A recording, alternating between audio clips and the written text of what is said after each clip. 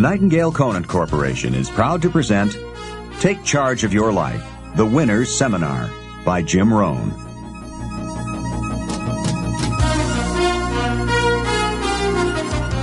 Some people have this incredible zest for life and an appetite for living well and doing well, and others seem to take the ho-hum attitude, let it slide, and hopefully it'll work out anyway. I don't know what the difference of that is. But it is exciting to watch people who are inspired. But I think the key to it all is self-motivation. Self-motivation. The guy says, boy, if somebody just come by and turn me on, hey, what if they don't show up? Right? You got to have a better plan for your life.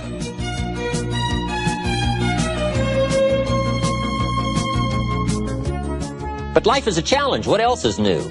It is so important to articulate the challenge, the press, the push, because the push is on.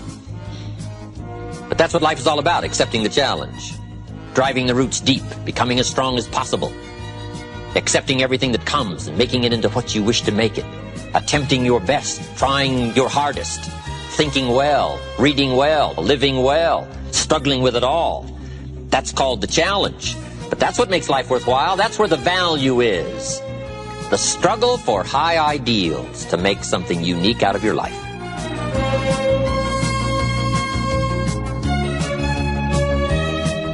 Ideas are life-changing. The ideas you grab hold of today and act upon can make all the difference in the fulfillment of your dreams. Just one good idea can take you to the top. And likewise, with a head full of the wrong ideas, you can become permanently sidetracked from success. If you want to take charge of your life, to really make the most of what it has to offer, you're listening to the right man with the right ideas. Jim Rohn knows the secrets of success. He has devoted his life to a study of the fundamentals of human behavior and personal motivation. And he can awaken a remarkable power for achievement in you. With his unique style of philosophy, wisdom, wit, and solid common sense, he provides practical information and motivation we can all profit from. In this program, you'll discover the 5 pieces of the life puzzle, a body of knowledge guaranteed to help you achieve your greatest goals. You'll hear the secrets of an effective communicator and learn the leadership skills you'll need to get ahead. Jim Rohn speaks from experience. He has an international reputation as a dynamic, effective public speaker and has conducted workshops on personal development all over the world. There's magic in the touch of human words. Jim Rohn credits much of his success to the teachings of his mentor, Earl Schoaf. And now he passes these ideas along to you. Let's join Jim Rohn as you take a front row seat at this live seminar, recorded especially for you.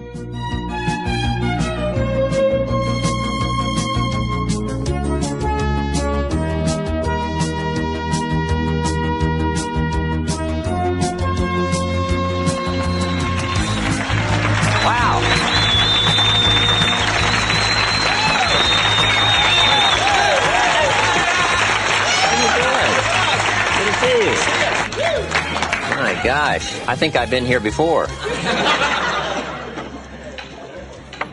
Nice to see all of you. It is a pleasure to have you here.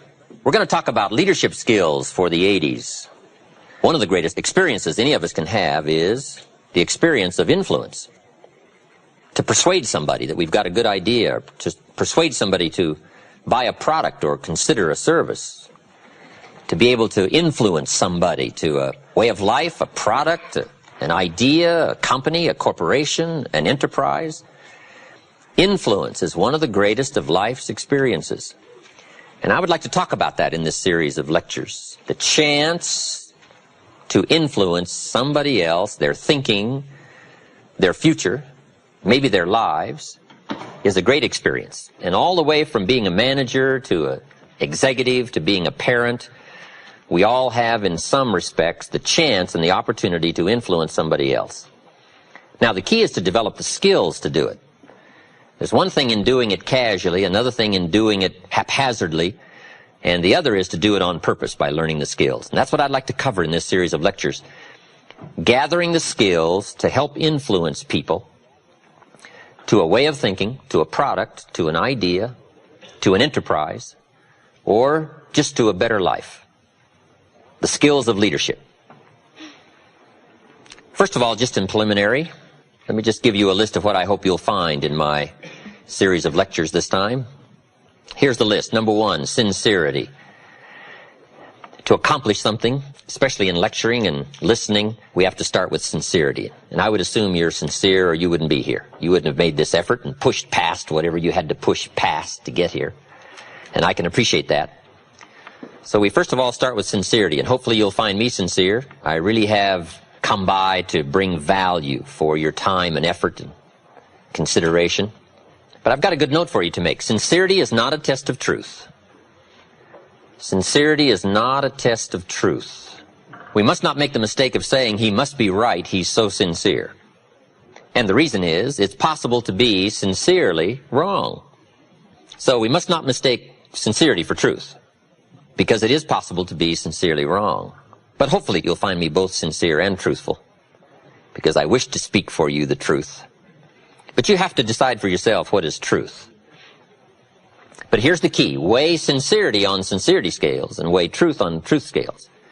We don't weigh truth on sincerity scales. Next, I hope you'll find in our series two major things: ideas plus inspiration. If you want your life to change, here's the source of it all: ideas plus inspiration. Now, ideas are not that far away. In fact, I've got a good phrase for you to consider. This will serve you well for the rest of your life. Everything you need is within reach. Everything you need is within reach. The ideas you need for life change or business change is within reading reach. It's within listening reach. There's probably a library not too far from you. The problem is, right, there's a library there, but most people drive by. Very few drive in. Poor Andrew Carnegie, right, set up all these libraries across the country thinking everybody would stop by. Say, no, everybody's going to drive by. He thought sure they were going to stop in. Do you know how many people own a library card in the United States? 3%. And guess how much they cost? Nothing. Wow. But see, it's within reach. Now, the key is, who's going to reach? There's a simple Bible phrase, and I'm an amateur on the Bible, but here's what it says. If you search, you will find. But it's very important to know that finding is reserved for the searchers. We don't find what we need, we find what we search for. Needing is not the prerequisite to getting value. You can't be a needer, you have to be a searcher. But if you'll search, if you'll try, if you'll go, if you'll listen, ideas are within reach. And ideas are life-changing. There's nothing so powerful as an idea whose time has come. A business idea, a social idea, an investment idea, good health idea. All you need is just the refinement of an idea to make an impact on your life. Gather treasure, gather equity, gather wealth. Because it doesn't take much to make a significant difference as the time passes. You might draw a little circle. This is where you are. 10 years from now you could be here, or 10 years from now you could be here. And the difference in 10 years between here and here could be significant in money and lifestyle, treasures, equity. In 10 years, an incredible difference, but right here, a small difference in the change of discipline, the change of thinking to start you on this journey versus this journey. Now, it's also very important intellectually to know whether or not you're headed this way or this way. And once you decide, 10 years from now, I think that the gathering of my intellectual and personal and spiritual and moral and economic treasure may not be that great, the key is to start right now making these changes to walk this new road. But here's what's exciting to me. Just a few daily disciplines makes a great deal of difference in 1 year, 3 years, 5 years. Just a few daily disciplines. And that's what I'd like to talk about in this series, just these few daily disciplines that make the difference, whether you wind up here or here. Good question. 10 years from now, you will surely arrive. The question is, where? We don't want to kid ourselves about where. We don't want to kid ourselves about the road we're walking. I had a day shortly after I met Mr. Schoaf called, "Do not kid myself anymore" day. I don't want to go disillusioned anymore. You know, I was using the cross-finger theory back when I was 25, 24, 23. I finally decided that the cross-finger theory was not going to get me what I wanted. That isn't where the treasure lies. That I'm going to have to make sure which of these ways I'm headed. But a few reading disciplines and a few disciplines of mind and a few disciplines of activity, and you can make all the difference in the world whether you wind up here or whether you wind up here. Okay. But just a few changes. Sometimes we get the idea that we're doing about 10% and there's about 90% more that we need in order to make the difference for our fortune. And probably the opposite is true, right? We're doing enough things to have arrived here today. We're doing enough things to have bought and shared in the good life so far. And maybe all you need is that extra 5%, 10% of intellectual change, activity change, a refinement of discipline, a refinement of thought. And all we need is the ideas to make those simple changes. And the equity starts gathering in 1 year, 3 years, 5 years, 10 years. I have a good comment for your notes. Now's the time to fix the next 10 years. Now's the time to fix it. Now, sometimes you have to come to grips with reality and with truth. That's what was good for me when I met Mr. Schoaf. I was 25 years old. He was 44 years old. And he brought me a wealth of experience, and he started asking me the tough questions. Big question, he said. Are you reading the books that's going to take you where you want to go in the next 5 years?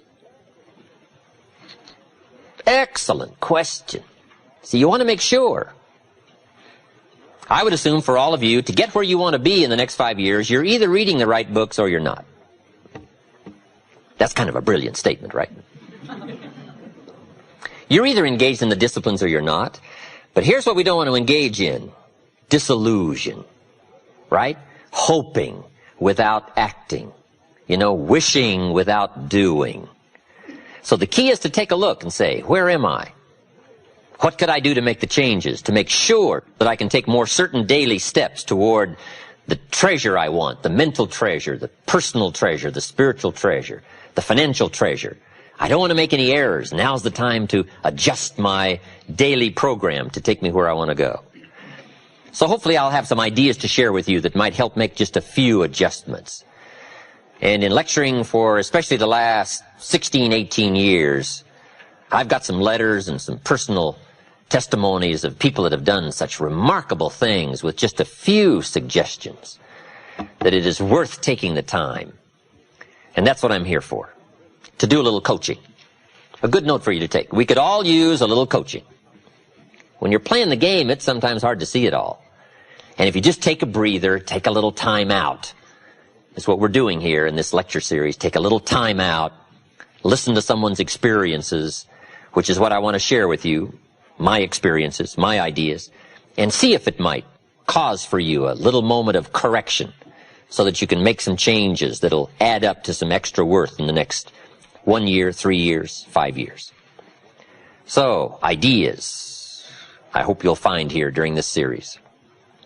All kinds of ideas, health ideas, enterprise ideas, living a better life ideas, and primarily for this series, skills of leadership ideas.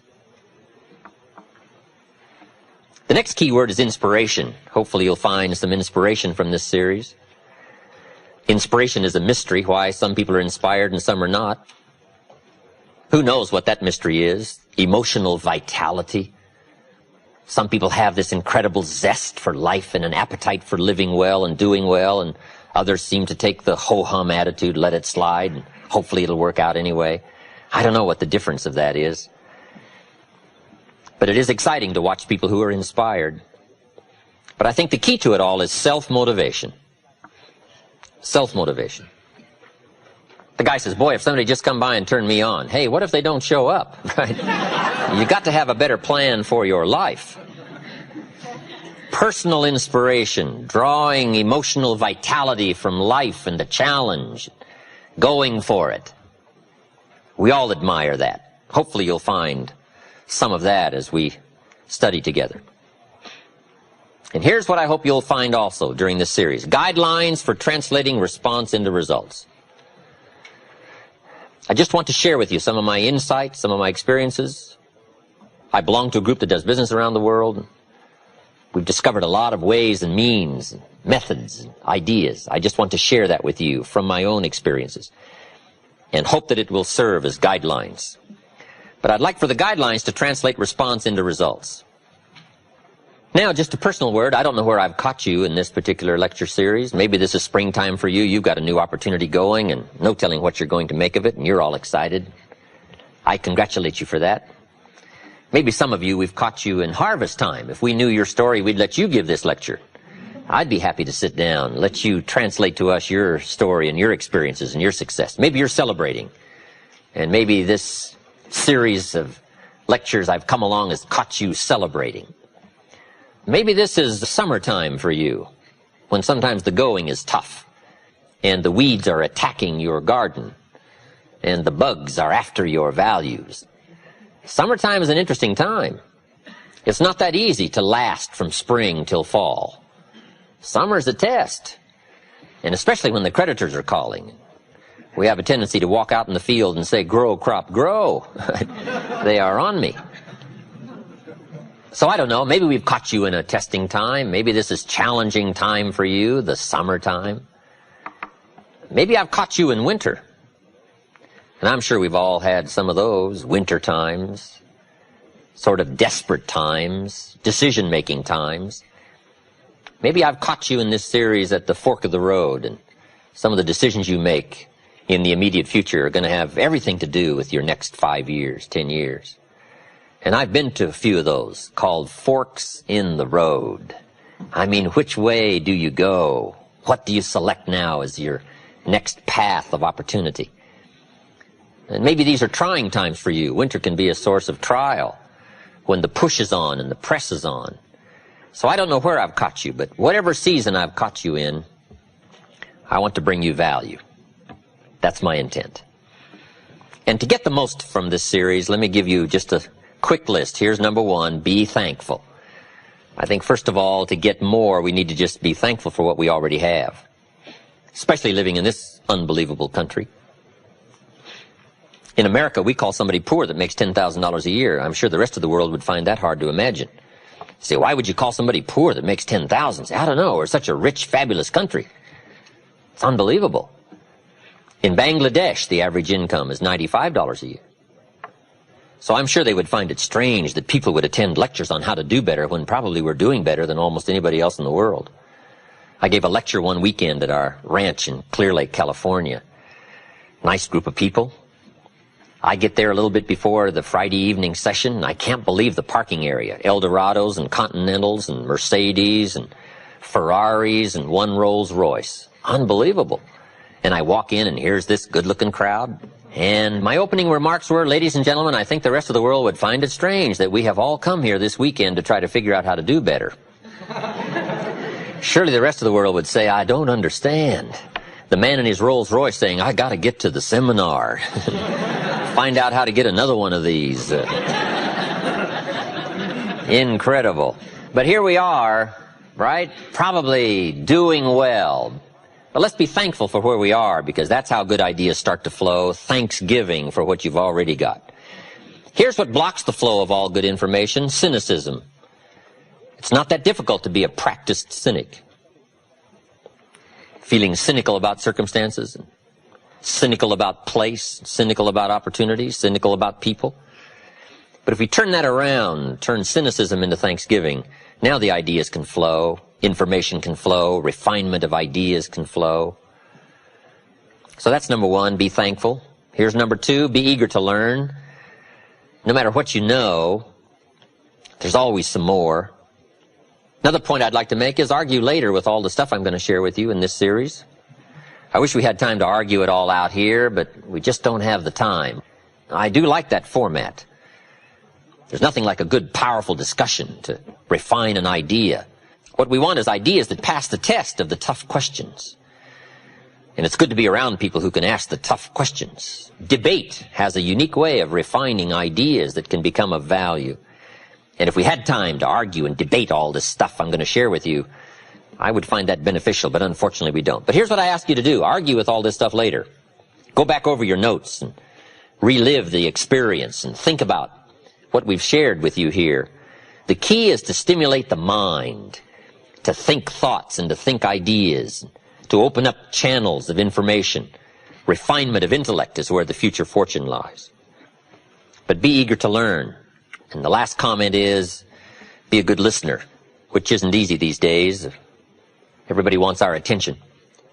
Radio voices and television voices and advertising voices and political voices and social voices and religious voices and community voices and family voices. And how do you sort through all the voices and give extra time to a voice of substance? It isn't easy. But if you'll practice the art of good listening, no telling what you can find in the way of ideas that can help change your life. All right, that's enough in preliminaries. Let me just give you the 5 major pieces to the life puzzle.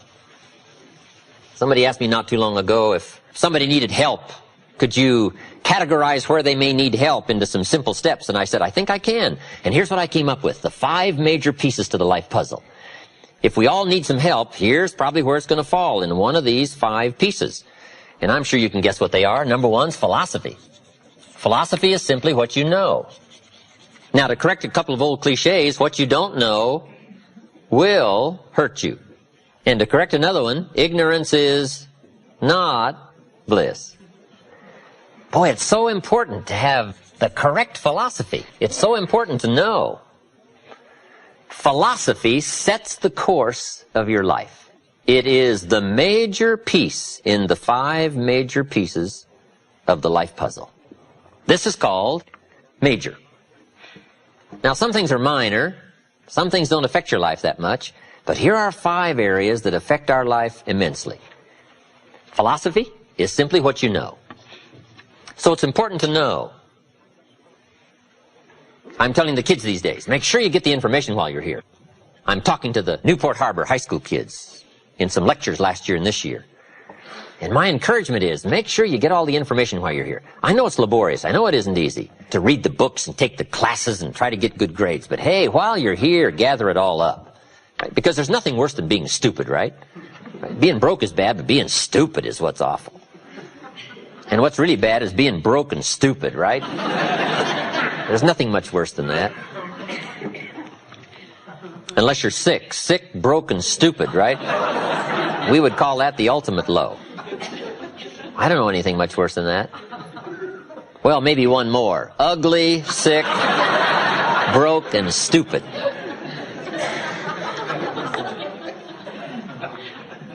So to correct all that, here's number 1. You've just got to know, because what you don't know will affect your economic future the next 3 years, 5 years. The book you miss will make a difference. Right? The information you don't get will make a difference in the legacy of your equities over the next few months, the next few years. So philosophy, this is where it all begins. Now, I've divided philosophy into 3 parts. 1 is basic, starting out philosophy. The baby starts processing information right away. Cold is bad, warm is good, hungry is awful, food is terrific. The baby starts reacting and processing information and having certain reactions to it. So our philosophy starts early, gathering information and reacting to it. Next is expanded philosophy. At least enough philosophy to be gainfully employed and offer a value to society and find your place in the marketplace. You know, be a reasonable, decent human being. Expanded philosophy. But now how do you become wealthy and powerful and sophisticated, influential and unique? Simple word, refined philosophy. The refinement of philosophy. The extra studies and the extra books and the extra classes and the extra thinking, the extra pondering, the extra give and take of testing ideas and debate and discussion.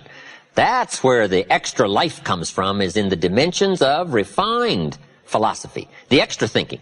And these are the steps of intellectual discovery that a lot of people just don't want to take, or they're too busy to take it, or it presents itself in too strong and tough a manner, these extra skills. But I'm telling you, once you start engaging in these extra skills, you won't ever want to go back. This new intellectual discovery is where the wealth is. It's where the happiness is, the good life, influence, power. Refinement of philosophy.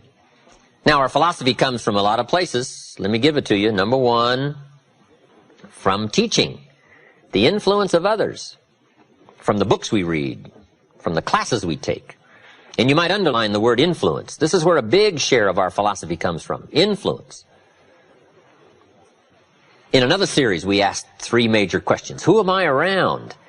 That's called big questions. Some questions are little and some are big. This is a big one. Who am I around? Question number 2, what are they doing to me? This is called major. This is called big. Where have they got me going? What have they got me reading? What have they got me thinking? What have they got me saying? And the big biggie, what have they got me becoming? Influence plays a major role in the development of our philosophy.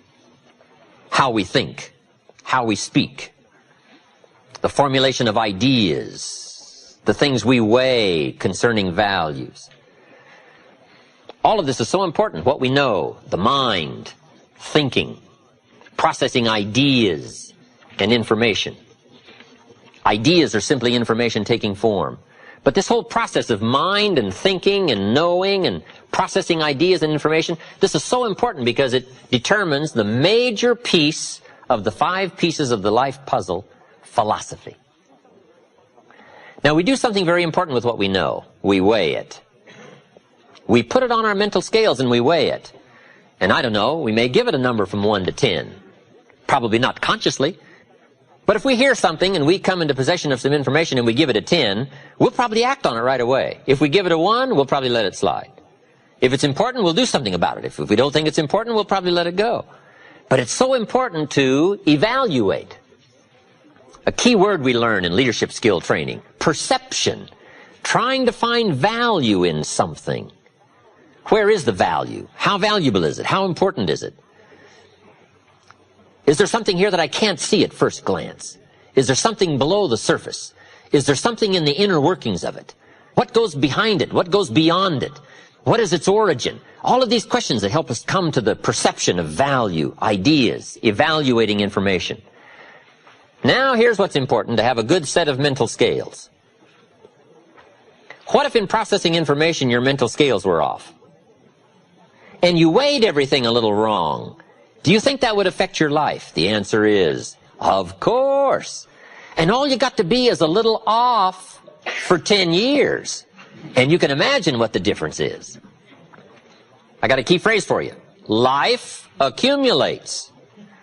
We either accumulate the debt or the value. We either accumulate the regret or we accumulate the equity. Now, we must all suffer one of 2 pains. The pain of discipline or the pain of regret. And I'm suggesting discipline.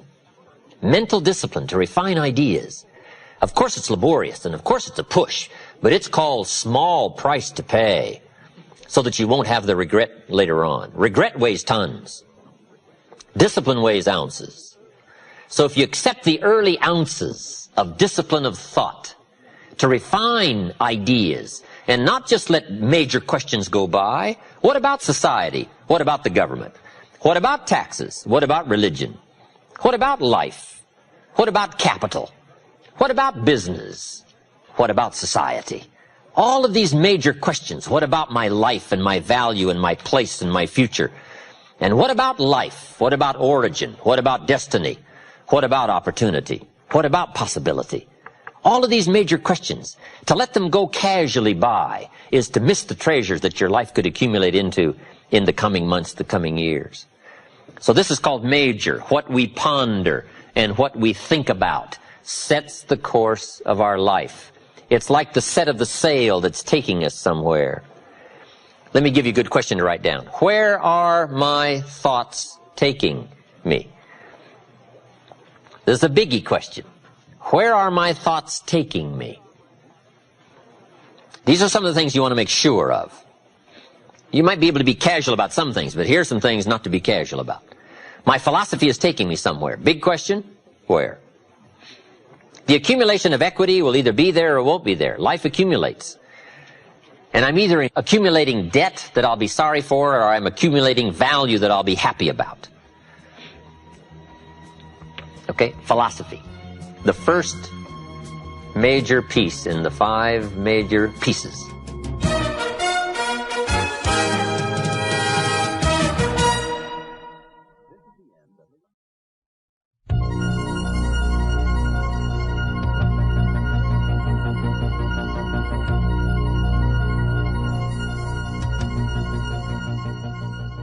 Here's number 2. Attitude. Attitude's how you feel. First of all, we're affected by what we know. Second, we're affected by how we feel about what we know.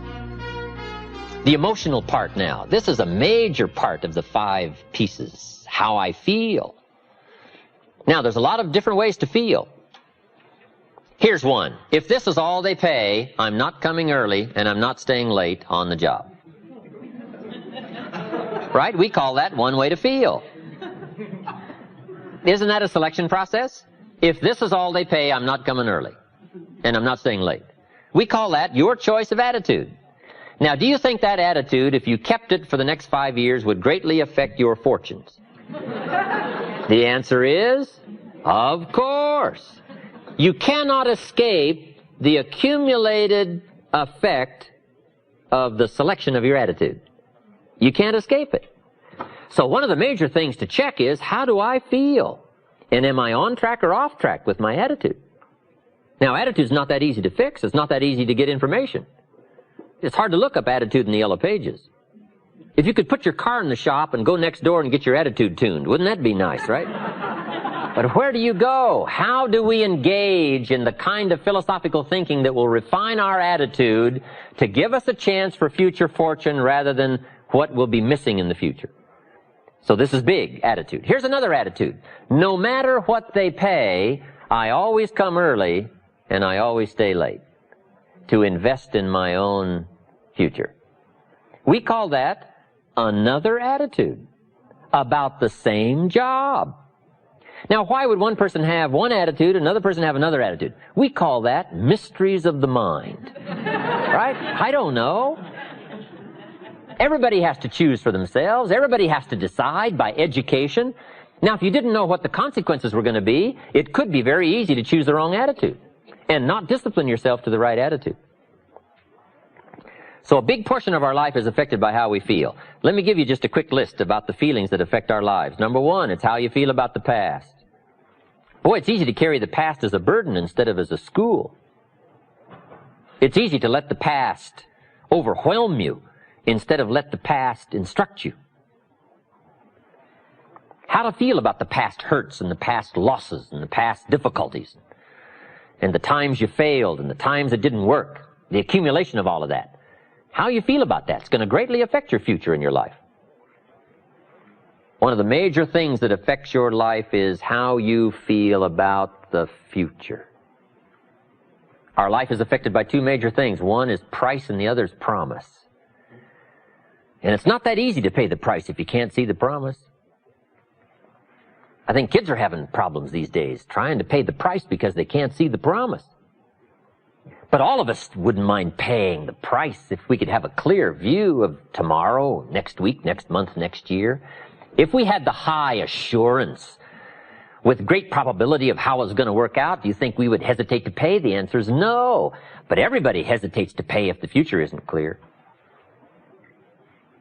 So to help the kids these days, we got to do 2 things. Help them to see the promise and help them pay the price. But we can pay if we can see.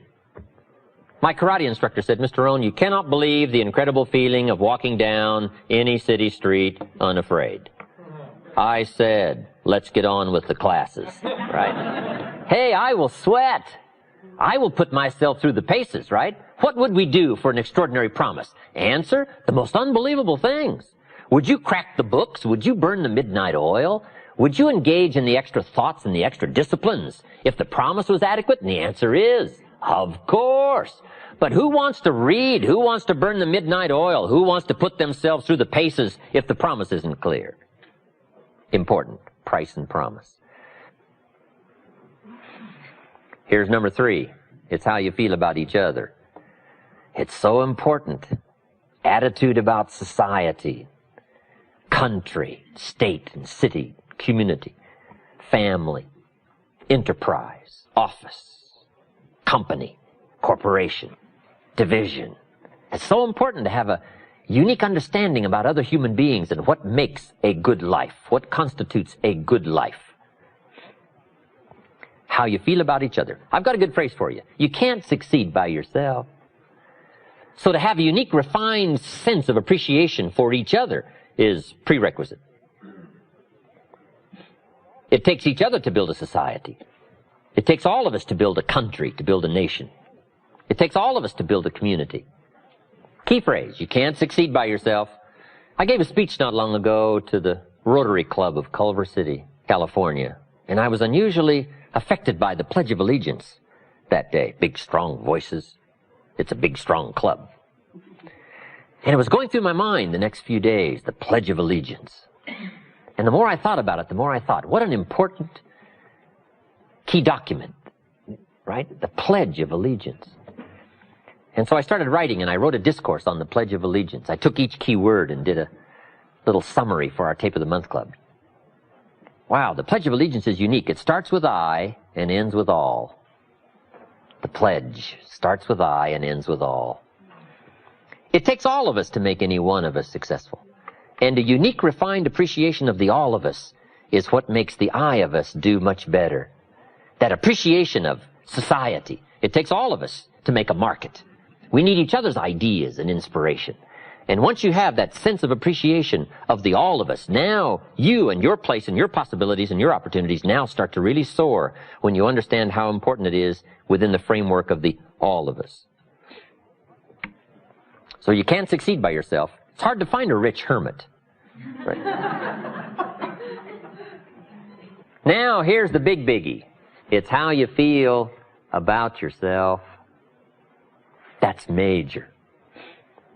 Understanding self-worth is the beginning of progress. How valuable are you? What could you do if you had all the skills? If you took the extra classes and burned the midnight oil, what could you do? What true value could you become? That is one of the better exercises. What could I become in terms of value? What could I really do in the marketplace, in enterprise, family, home, love, experience, marriage, friendship? How valuable could I become? Am I valuable enough to work on what all is still not functioning in my life to full capacity? If I'm operating at 20%, what could I possibly do with the other 80%? And do I have it in knowledge and worth and value and experience? Once you start understanding this part of you, understanding how valuable you are, it is a whole new experience, understanding self-worth. So attitude plays a big, major part in how our life works out. Number one is philosophy. Number two is attitude. Number three is activity. Activity is what you do. So our lives, first of all, are affected by what we know. Second, our lives are affected by how we feel. Third, our lives are affected by what we do. It is so important to understand this. If you want to influence and help people, here's the key. Success is a doing. You've got to actually do it. Activity is high priority in the life process to try to get maximum benefit out of what we have available. Activity. Now, here's an important question. What is your philosophy about activity? What about hard work? What about long hours? What about full days? If you're doing something, how hard should you go at it? How much time should you put in? Everybody has to develop their philosophy about activity. Just by way of review, let me quote you. Old Testament says, 6 days activity, 1 day rest. That's called philosophy of ratio of activity. What is a good ratio of rest and activity? Old Testament says 6 days of one, 1 day of the other. You say, well, that's kind of old and outmoded. Well, maybe it is. I don't know. Maybe that's too old a philosophy. The old 6-1. I don't know. Who knows? Now, we've got it down to 5 and 2. Maybe 5 and 2 is okay. I don't know. If God would have thought of 5 and 2, he might have made it 5 and 2. Right? You can't think of everything when you're putting one of these together, I guess. Who knows? But we've all got to have a philosophy about activity. Because your philosophy of activity will affect the rest of your life. Not to think so is naive. I've got a good clue on rest. Make rest a necessity, not an objective. The reason for life is enterprise. The reason for life is productivity. The reason for life is to see what we can do with the seasons and the chances and our mind and our spirit. ourselves, to see what we can do. That's what life is all about, to see what you can do. Now, the doing, you've got to have a philosophy on how much time you're going to spend doing. And I've decided that enterprise is better than ease. If you rest too long, the weeds take the garden in the summer. So you can't rest too long. Life doesn't stand still. And the threat of life will start overwhelming the values of life if you just let it go. So we've all got to have a philosophy about activity. Let me give you one of the best I know. Here's what it says. An ancient phrase says, whatever your hands find to do it with all your might. That's a philosophy. You say, well, I'm getting by with half my might. Well, okay, but you've got to decide on your own personal philosophy of activity. Now, this philosophy says, do it with all your might. Do you think there's any value or virtue in that? Well, I don't know. You've got to decide. You've got to weigh this out, right? You've got to evaluate it for yourself and put it on your own mental scales, and you've got to come up with your own answers. How hard should you work? I'm teaching kids now the ant philosophy. The ant philosophy. An ancient story says everybody should study ants, especially lazy people. The ant philosophy. Let me give it to you. It's very brief. Number one, ants never quit. Good philosophy. If they're headed somewhere, you try to stop them, they'll look for another way. They'll climb over, they'll climb under, they'll climb around, they keep looking for another way. What a neat philosophy. Never quit looking for a way to get where you're supposed to go. Number two, ants think winter all summer. That's an important philosophy.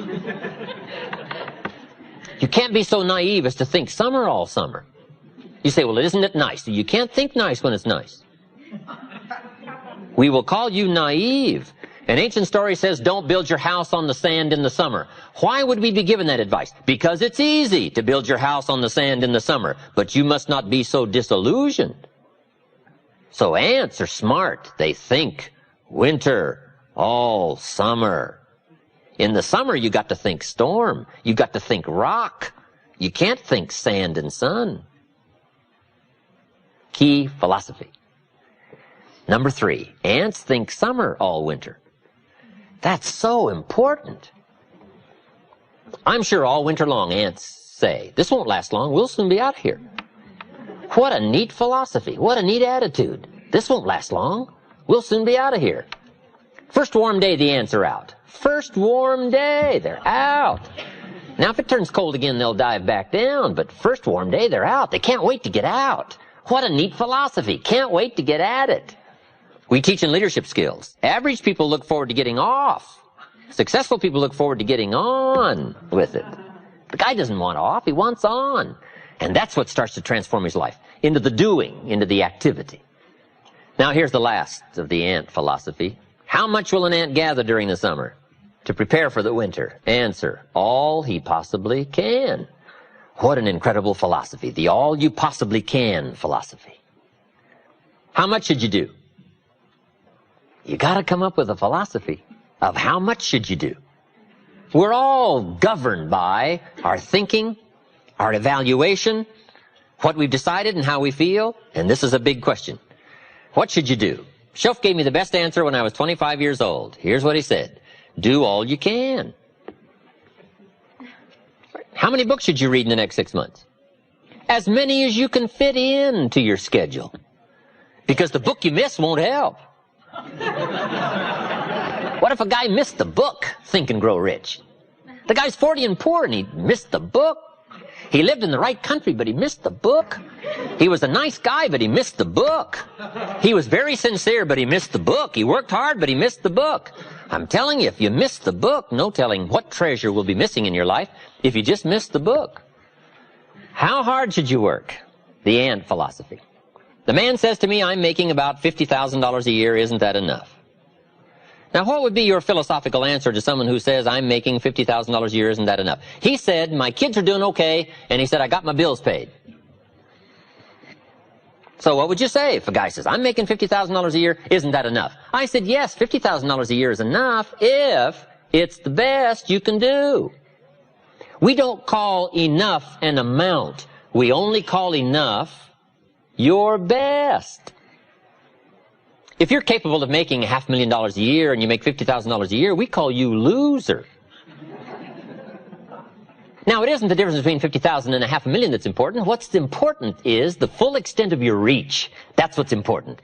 The only way to feel maximum good about yourself is to extend yourself to the full capacity of your reach, your intellectual reach and your physical reach and your potential and your possibility to do the best you can. What should you do? All you can. How many books should you read? As many as you can. How many skills should you learn? As many skills as you can. How many people should you touch? As many as you can. What all should you engage in? As many things as you can. Why not go to the max? I've got a good question for you. How tall will a tree grow? As tall as it can. Did you ever hear of a tree growing half as high as it could? No. Trees don't grow half. They grow all. Full. They drive their roots as deep as they can, stretch as high as they can, produce every leaf they can. Trees go to the max. Now, why would human beings settle for less than the max of their capacity? Simple answer. They have the power of choice to do so. It gives us the dignity of being human beings called the power of choice. So we've got a couple of choices. Let me give them to you. Here they are. To be all or to be part. Now, this is a philosophical discussion. You can choose to be less than you were designed to be, or you can choose to be all you were designed to be. I'm merely suggesting that you ponder what the all might do for your life in the next 1 year, 3 years, 5 years. If you refined your philosophy of activity and went for it all. So the difference in value is not the amount. If you do the best you can and you make $10,000 a year, we call that enough. If you do the best you can and you make $1 million a year, we call that enough. Enough is not the difference between 10,000 and a million. Enough is simply doing the best you can. A group of psychiatrists invited me to come and lecture in Los Angeles. Not too long ago, I thought that was fascinating. I never graduated from college. But they wanted to hear my story, so I go talk to the psychiatrists. Then in the middle of my talk, I had the audacity to say, ladies and gentlemen, let me tell you what I think most messes with the mind. They said, what do you think most messes with the mind? I said, I think it is simply doing less than you can. Messes with the mind. It causes all kinds of psychic damage, I think. Simply being less than you can be. Doing less than you could do. Trying less than you could try. Doing it with less enthusiasm than you could. I think it somehow damages the mind. It damages our self-image. Because here's what I've discovered happens. The minute you turn this around and start extending yourself, it isn't the value you get from extending yourself that's the greatest value. It's how you feel about yourself that's the greatest value. Because, see, it's not what we get that makes us valuable. It's what we become. And part of becoming is to see what all you can become. See what all you can do. See how much you can earn, how much you can share, how much you can start, how far you can reach, how far you can extend your influence. Now, that kind of commitment to philosophical thinking about attitude and about activity, we call this the potential for life change. The 5 major pieces to the life puzzle, we've covered 3 of them.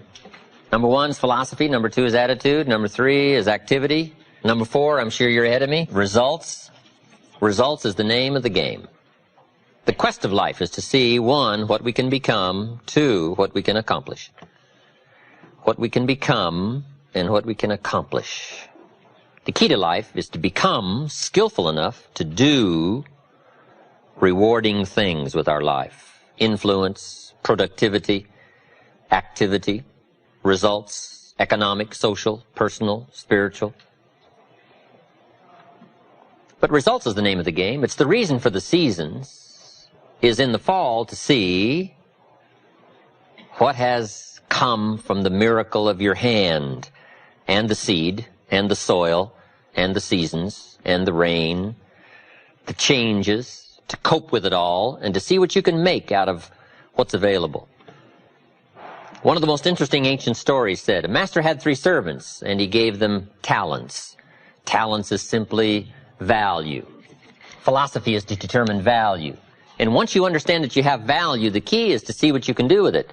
And here was the commission that the master gave his 3 servants. He gave one 5 talents, the other one 2, and the third one 1 talent. And his commission was, see what you can do with these values. And that's what life is all about. See what you can do with your mind. See what you can do with your skills. See what you can do with your hands. See what you can do with your thinking, your possibilities, your capabilities. The key is to see what you can do with it all, because results is the name of the game. And he said, I'll be gone for a while, and when I return, we'll go over the results. Here's all life expects us to do: make measurable progress in reasonable time. Now, according to the story, the master evidently was gone reasonable time. We can't ask every 5 minutes, how are you doing now? Right? That's unreasonable. And we can't wait 5 years. That'd be too late. So that's what we call reasonable time to ask, how are you doing now? What progress have you made now in this long list of human values and experiences? So the master, having been gone, evidently reasonable time, came back, got the 3 servants together, and asked one of life's most important questions. How did you do? In the time that was gone, what progress did you make? What results did you show? He asked this servant who had 5 talents what happened, and that servant said, I turned 5 into 10.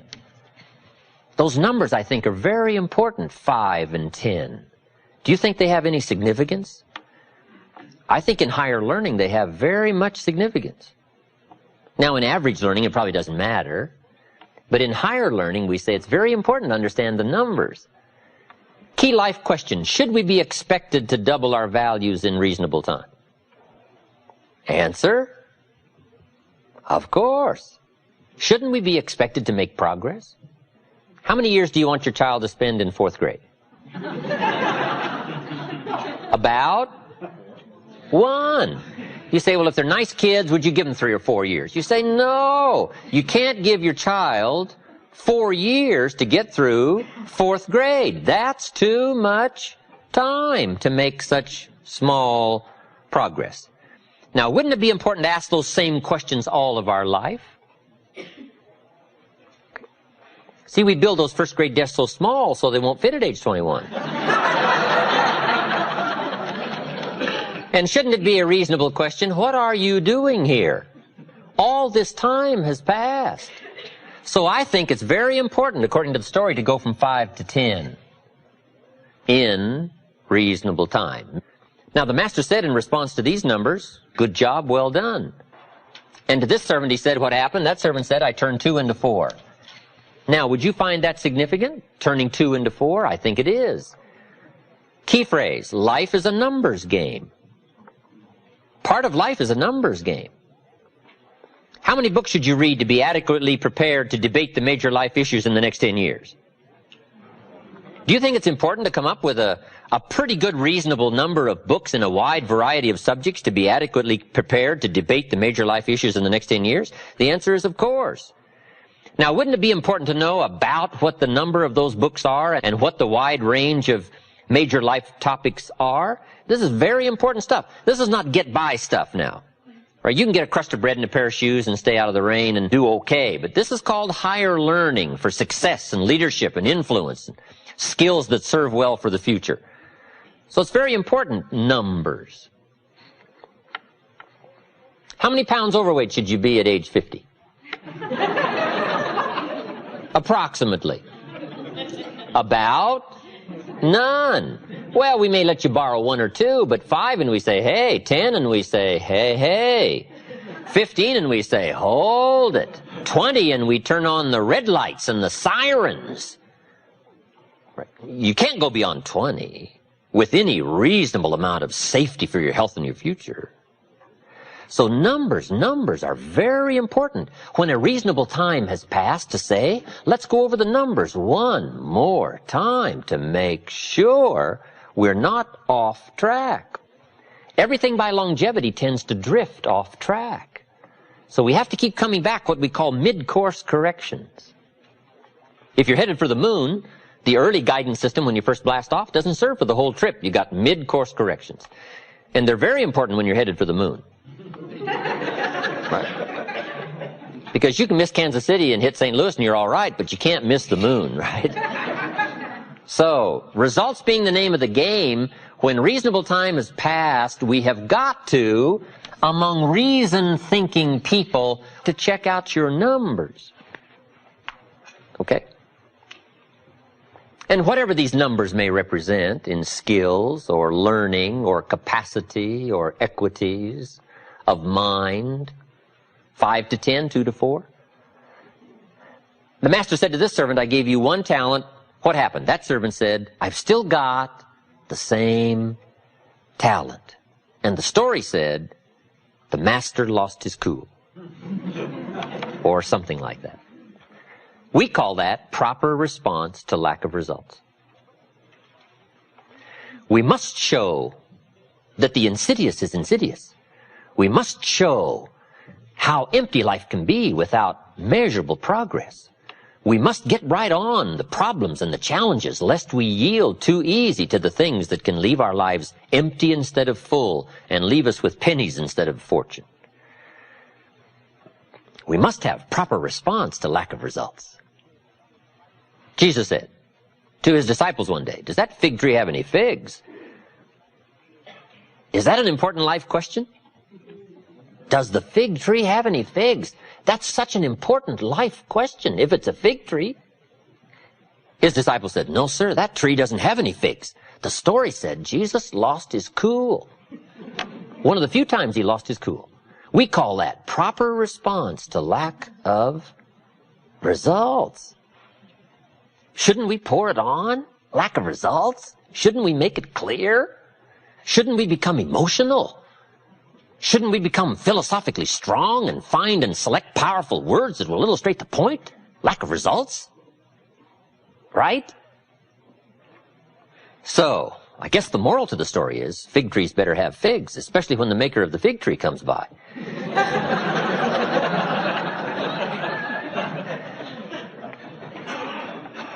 Results is the name of the game. I'm teaching kids now how to be rich by age 40. If you live in America with banks and capital and money and churches and sermons and libraries and books and teaching and training and classes and rallies and inspiration, shouldn't you be rich by age 40? If you're not, isn't something wrong? The word isn't right, the word's wrong. Something's wrong. Now, there's nothing wrong with the country, and there's nothing wrong with the community, and there's nothing wrong with the library and the books, and there's nothing wrong with the churches and the sermons, and there's nothing wrong with the school and the teachers, and there's nothing wrong with what's happening, and there's nothing wrong with you, but there's something wrong with your philosophy. Somebody sold you the wrong plan. Wow, it's easy to buy the wrong plan, buy the wrong philosophy, and make errors in judgment that compound into pennies instead of treasure. So, one of the major reasons for looking at results is to see what might be wrong with activity. Maybe it's activity that's producing poor results. Now, a lot of people are working hard, but they're not making much progress. Here's what we teach in leadership skills. Don't mistake movement for achievement. Boy, it's easy to get faked out by being busy. The key is not just being busy. The key is doing what? It's easy to be busy and be making figure eights instead of much progress. So, we look at results to see if there may be some difficulty with activity. Here's where we may need to go to work, activity. Because it takes activity to bring enterprise into being. There's a whole study here on activity. Activity is like birth pains. Disciplined activity is like birth pains. Now, I'm short on experience here, but I'm sure the mothers in the room would tell us, it ain't easy. But see, it wasn't meant to be easy. Values were meant to be costly. The only way we can appreciate a value is by its cost. If it doesn't cost much, we probably wouldn't call it valuable. True winning is a great worth, but the price is to play with all your heart and mind, and perhaps do some losing sometimes, so that when you do win, boy, the worth and the value of the winning now becomes a high appreciation, simply because now we understand both sides of this equation, price and promise. So we take a look at activity, and as we look at results, maybe something's wrong with attitude. Maybe it's how we feel. Maybe we've been nudged off course by influence. into how we think about society and how we think about taxes and government and how we think about churches and sermons and people and schooling and learning and classes and worth and value and community and ideology. Our feelings about all that. Then if the results aren't there, one of the major places to look is philosophy. Where have I missed in the refinement of my thinking? Because my thinking has brought me here. Maybe I need some changes in my thoughts, my thinking, the books, the classes, the lessons, the studies, the decision-making, errors in judgment. If I went back and corrected some errors in judgment, do you think that would affect the next 3 years? The answer is, of course. The new equity would be astounding. The new treasure would be exciting simply by making some corrections in philosophy. So we take a great deal of time to look at results, to check errors here, and errors here. All right, here's number 5, and I'm sure you've guessed already what number 5 is, lifestyle. Lifestyle is simply how you choose to live, how you design your life. It's key to understand. Some people have learned to earn well, but they haven't learned to live well. The man studied economics, but he didn't study lifestyle. Or he's got the money now, but he doesn't have the joy. Here's what lifestyle is. Figuring ways to live uniquely. And it's a study, it's a practice, it's an art. It's as much of a skill as economics, learning to live well. Finding ways to bring joy, pleasure, excitement, appreciation, and awareness of how unique life can be. It's a study, it's a practice. It doesn't come by accident. Happiness is not an accident, it's an art. Lifestyle is not an amount. Culture is not an amount. Sophistication is not an account. Sophistication is a practice, it's an art. And anybody who wishes can engage in the art of sophistication. Understanding the difference between trinkets and treasures. Lifestyle.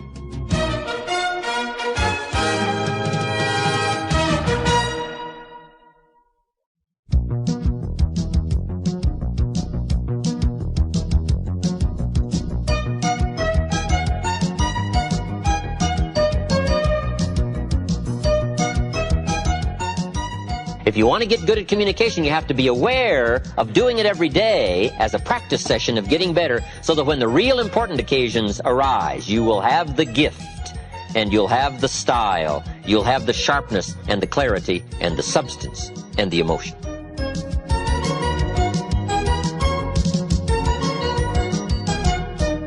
Let's get started in leadership skills with one of the most important, called communications.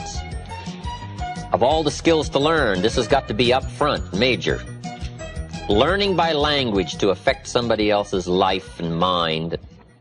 Learning by words and phrases and sentences to communicate with other people. Here's where part of the fortune lies. The use of language. There's magic in good communications. There's magic in the human touch of words. It was said the pen is mightier than the sword. That's true. Words are powerful. Words are almost godlike. I'm an amateur on some of these studies, but an ancient verse says, God was the Word, and the Word was God. Wow, powerful language to illustrate how powerful the Word is. Words can be life-changing. Words can give life. Words can formulate ideologies, democracy and freedom and capitalism and all the things we enjoy in this unique country. We have to find ways to give words to that so that it can be understood. Words form the pictures of our minds. Words help to translate an interchange of thought and ideas between human beings. So one of the most important skills is the skill of good communication. Learning words, phrases, sentences, whether it's written or spoken. Language is so powerful in affecting our lives and using those skills to affect other people's lives. So let's talk about communications and how powerful it is and how important it is. I've got 4 steps to achieve good communications. Let me give you this. Let's dive right into it. And I'm sure if you were to just ponder for a while, you'd probably come up with these same 4 steps. I'm not covering anything new. Right? These are just basic fundamentals. But here's where it all starts. Fundamentals. Somebody once said, being successful is not doing extraordinary things. Being successful is simply doing ordinary things extraordinarily well. So let's talk about some fairly ordinary things. See if we can't find an extraordinary way to put it into action. 4 steps to achieve good communications. Number 1, have something good to say. Right, that's obvious. Success is a study of the obvious, a refined study.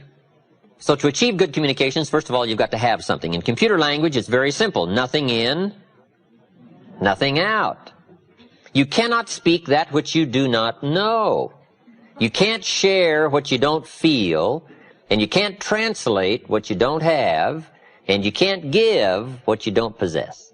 So first of all, to give it, to share it, for it to be effective, you got to have it. So good communications, first of all, starts with preparation. Key word. Preparation is simply getting ready. And a big share of our life is simply getting ready, getting ready. That first 5 years was to get ready to start our formal education. The next 8 years. 8 years is a chunk of time, right? But after 8 years now, you're ready for high school. That's a long time. 5 years and then 8 more years. That's a long time to get ready. So now we go through 4 years of high school. And all those 4 laborious years are to get ready for college. Now another 2, 3, 4, 5, 6 years, 6 more years to get ready, right? To be gainfully employed and earn a living and get out there in the marketplace and see what we can do. A lot of life is just simply getting ready, preparation. Now, to get ready for good communications, you got to spend part of your year, part of your day, getting ready for the next day, part of the week getting ready for the next week. It's so easy to be casual about not continually preparing for the next day, the next week, the next month, the next year. Getting ready. And this is one of the most important areas to get ready in. Good communications. Key word, research, continual research. It's easy to hope that the skills that you learned in the 70s will last through the 80s. Or the information you gathered during the 70s will be sufficient for the 80s, but not so. We've got to continually learn, continually grow. So key word, research, preparation, getting ready. Preparation is like building an account from which to draw. When you get ready to talk, you want to make sure you've got a verbal check that'll cash. Here's the power in good communication. When what you say is only the tip of the iceberg of all you know, that's when communications becomes powerful. When what you say is only a portion of all that you know because you've gotten ready for this moment, this time, this occasion. I'm sure we've all been around some people who very quickly told us more than they knew. Didn't take them but a short period of time to run out of illustrations, to exhaust all their stories, probably meaning great lack of preparation, great lack of deliberately getting ready. Now, it is possible in some respects to prepare for life just by accident. You know, life does teach us some things by accident. There are some things you can learn by just careening from wall to wall and stumbling from day to day and staggering from week to week. I mean, you can learn some things that way. But the other 99% of what you need to know has got to be on purpose. Preparation on purpose. Good phrase. Am I engaged in preparation on purpose to get me ready to do in communication the skills that are necessary to take me where I want to go? Good question. And that's what we're here for, to ask some of the tough questions. When I met Mr. Schoaf, he asked me the tough questions. I'm 25 years old. He said, Mr. Rohn, you've been working 6 years. I started working when I was 19. Mr. Schoaf asked me a simple question. He said, Mr. Rohn, how are you doing? I said, not very well. Mr. Schoaf said, I suggest you not do that anymore. Wow, tough questions. Mr. Schoaf said, Mr. Rohn, how much money have you invested in the last 6 years? I said, what do you suppose, roughly? Not any. Schoaf said, who sold you on that plan? Wow, tough questions, tough questions. And it's so important for somebody to come along and ask us the tough questions and not let us get by with small numbers and small answers. So that's what I'd like to do, ask some of the tough questions. Let me give you now some key words that'll help us to prepare for good communications. Key words. Number one, interest. To prepare for good communications, take a new interest in life. Here's a good pledge to make at the beginning of the day. I'm going to be more interested in this day. I'm going to see if I can get more from the day.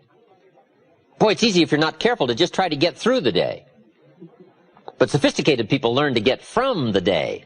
They don't want a day to go by without gathering up some new ideas, some new impressions, new color, new nuances, new sense of worth and value. They gather from the day, interest. And here's two of the major subjects to study with interest, life and people. Develop a new, sharper interest, new, sharper focus on life and people. What's happening, what's going on. Now, that new commitment to a new interest for the day will get you ready for the years to come with better communications. Because to say it well, you have to feel it well. To say it well, you have to know it. And to know it, you just got to go through the laborious process of gathering, extracting the information. So that's the first word, interest. Here's the second word, fascination. A bit beyond just simple interest. Interested people are probably satisfied that it ticks. It ticks. And that's good to know. It ticks.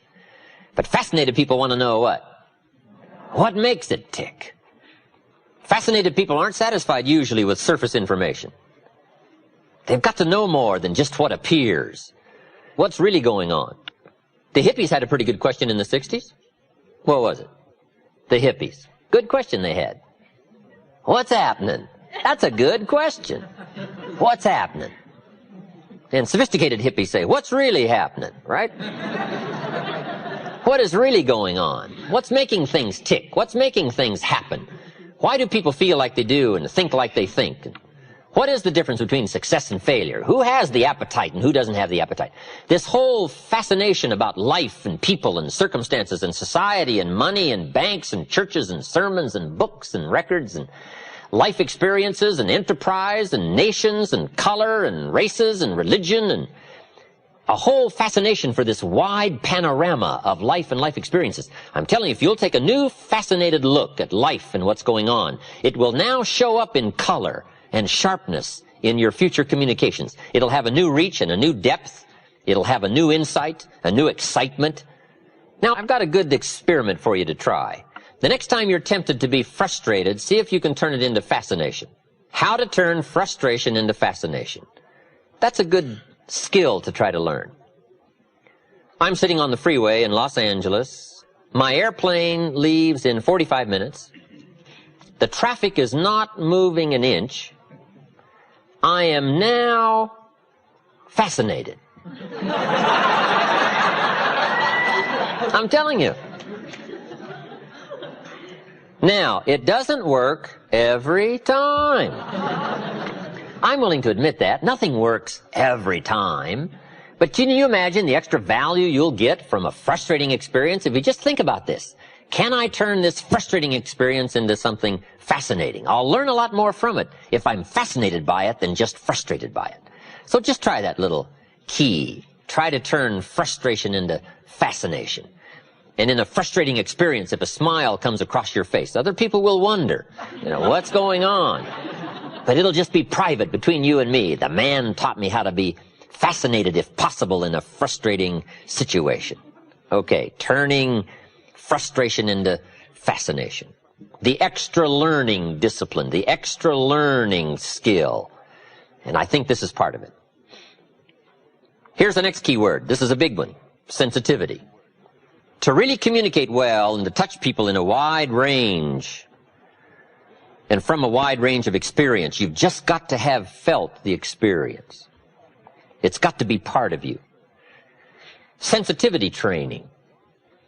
Being touched by a wide range of human experience, perhaps even beyond your own. Incredible word said about the master teacher, Jesus. It said he was moved. Wow, that's a key word. It said he was moved with compassion. What was happening moved him. It touched him. Another phrase said he was touched. He was moved. He was affected. On more than one occasion, he cried. So part of that human drama of experience, I think, for us to really be able to reach people and touch people with words and ideas and emotion and phrases and sentences loaded with feelings, we've got to go into this area of sensitivity, being touched, being affected by our own lives as well as the lives of other people. Sensitivity, being touched, being moved. This is part of the heavyweight stuff that starts to show up now in our language and in our communication. I've lived a rather sheltered life all my life, so I've had to really work on this. What do I know about tragedy? I've never had any tragedy. But part of the world is tragic. Part of life is tragic. And if you don't at least try to understand the dark side of life, the tragic side, the extreme sorrow side, your life is left a bit shallow. And sometimes when you live such a sheltered life, you just have to try to go outside of your own small world of sheltered experiences and see if you can't live as someone else might have lived, or at least try to be touched by the experience. Now, you can't really know till you live it. I understand that, but at least you can try. And if you do your homework here in sensitivity for a wider range of experience than your own, I promise you that extra worth will show up in your conversation and in your communication. When I lived in Northern California, I used to go to San Francisco 2-3 times a year, spend a day in the Tenderloin. For a farm boy from Idaho, the Tenderloin in San Francisco, what an experience. And if you just go spend a day, you get to see what we call the other side. And if you just spend a day there and walk the streets where those lonely walk and go eat where they eat and listen to some of those stories, you come away with a whole new sense of the great distance between failure and success. The whole distance between goodness and evil, between despair and joy. And you come away with more of a sense of value, because the true values of life come by the contrast. And unless you experience more of the contrast, even the values you consider valuable become a bit shallow if you don't understand the contrast. It's hard to really appreciate winning until you've done some losing. It's hard to appreciate success until you've done some failing. And if you've done some failing, success now becomes a much larger worth and value and commodity if you understand a bit of the other side. So part of this is just deliberately go where experiences beyond your own touch your life to get somewhat of an education as to the contrast of life and the differences. It'll educate your mind and educate your spirit. And sure enough, that extra worth will start showing up in your sentences and your words. They'll be weightier. They'll be heavier. They'll mean more when you talk to somebody. I met Frank, the bartender in the Tenderloin. Frank is a bartender in this sleazy little bar. You wouldn't believe this place. Frank sees more tragedy in a week than most people see in a lifetime, if you work in one of those places. I'm visiting Frank one day, and Frank and I are talking. Frank says, see that lady sitting over there on the bar stool? And I said, yes. He said, how old do you think she is? I said, she's 45. Frank says, she's 25. I said, wow. He said, that's Cookie. Her name is Cookie. He said, Cookie used to be a go-go dancer back in the go-go days. But then he said Cookie developed some kind of bone disease in her legs and her hips. And he said now she's had all kinds of operations with the bolts and the pins trying to hold her together, and says now she's a cripple and she can hardly walk, so her go-go days are over. And sure enough, Cookie was very crippled. Frank says Cookie also has a little boy, 5 years old, and he's dying of leukemia. So he said Cookie comes several times a week, sits on that bar stool, and plays a little music to try to cheer up her life. And she usually drinks far too much, and gets wasted, and I have to call a taxi to come and take her home. Wow, I thought, Cookie, how come her life worked out like that and my life worked out like this? How come I get to travel around the world and Cookie finds it hard to even get home? That kind of exposure, that kind of sensitivity, that kind of study. Now, you can't really know it unless you live there. I understand that. But you can go a great deal into trying to understand a wider range of human experience. And if you will try to let those experiences touch you, let them affect you, let them educate you, let them give you a broader range of emotional wealth and worth, I'm telling you, that extra worth will start showing up in your language, in your words and in your sentences. And you'll be able to touch people that you couldn't touch before.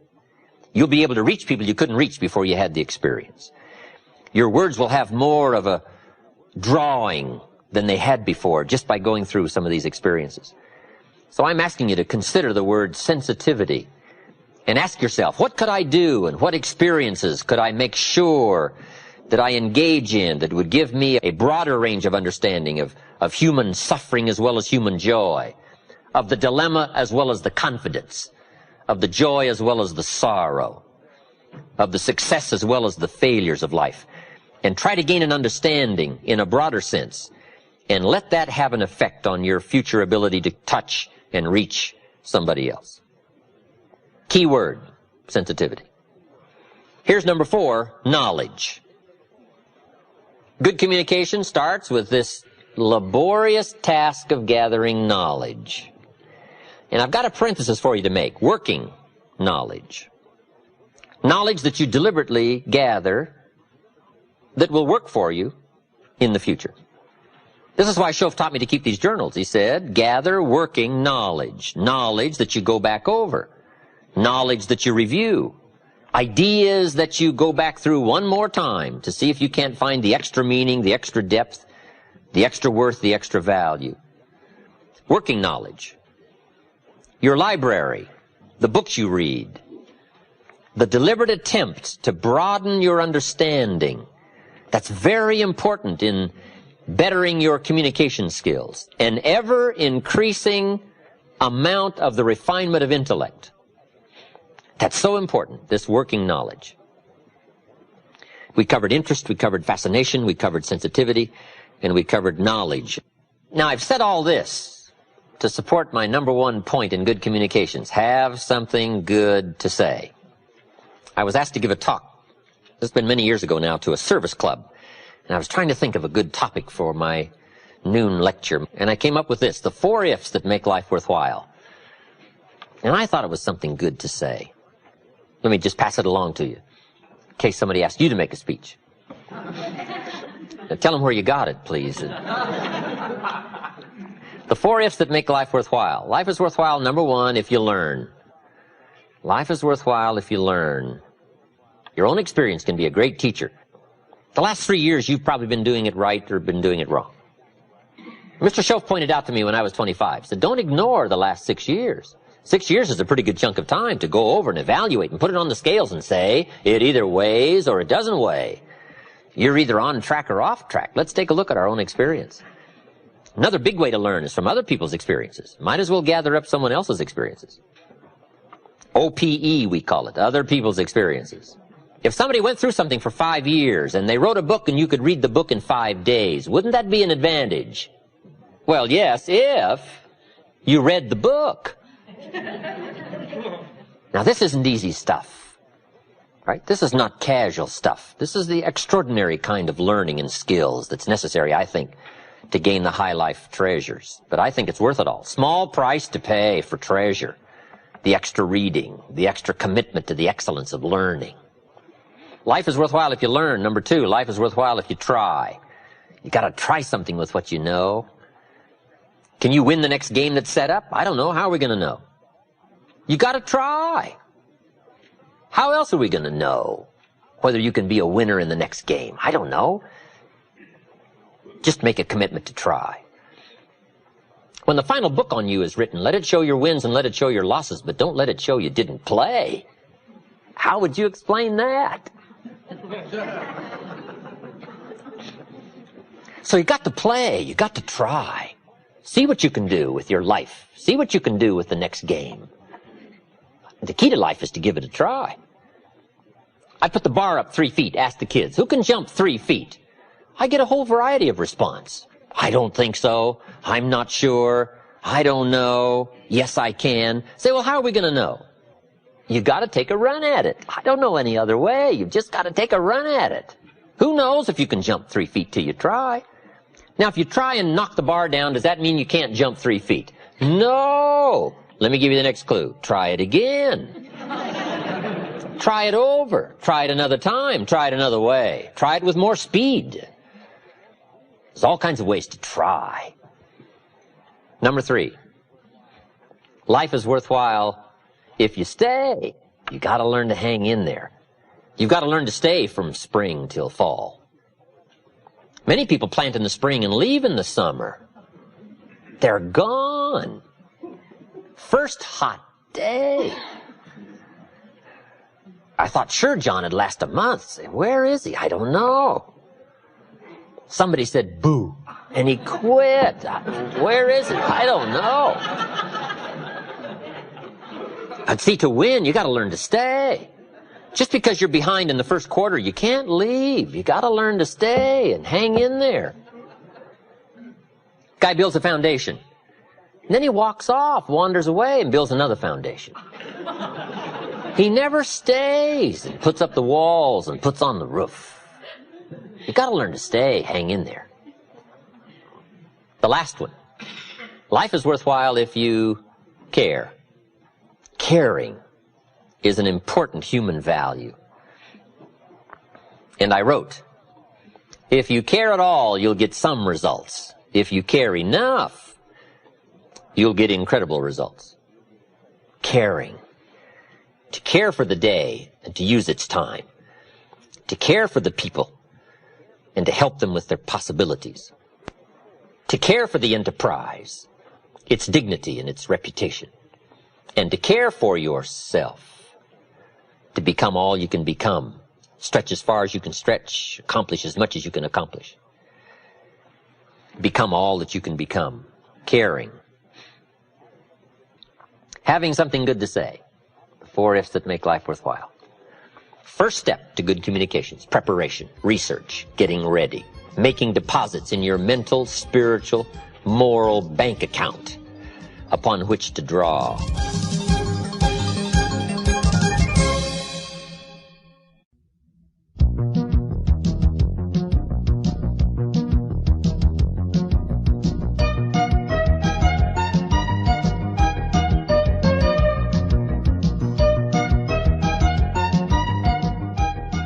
Here's the second step to achieve good communications. We have finally gotten to it.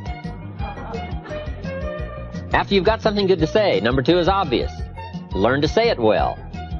Once you've got the information and the awareness and the understanding, the knowledge, now the key in good communication is how to translate it into meaningful words, emotions, feelings, phrases, sentences, paragraphs. It's very important now to be able to translate it. Learning to say it well. Now, this is a whole subject in itself. This is worth a weekend of study. Let me just give you a short list of suggestions on learning to say it well. Number 1, repetition. It just takes practice. I don't know any substitute for the practice. To learn any skill, you've just got to go through it again and again and again. My first attempt at lecturing, especially outside my own comfortable business circles, was pretty tough. Learning to say it well was a struggle for me. But I kept at it and kept at it. And now I've gotten better. I do one seminar called Challenge to Succeed. It's about 4 hours long, and I can do it without any notes. Every once in a while a person comes and says, you lectured this evening for 4 hours without any notes. How can you do that? I said, it's very simple. I've done it a few thousand times. We call that simplicity. You just do it over and over and often. I've got a good question. How long do you want it to take to get good at what you do? You say not very long. Then you've got to do it often. Do it often. Repetition starts the skill. Now, it also must be repetition with the objectivity of getting better. Because sometimes it's easy to be casual just about repetition and not get much better.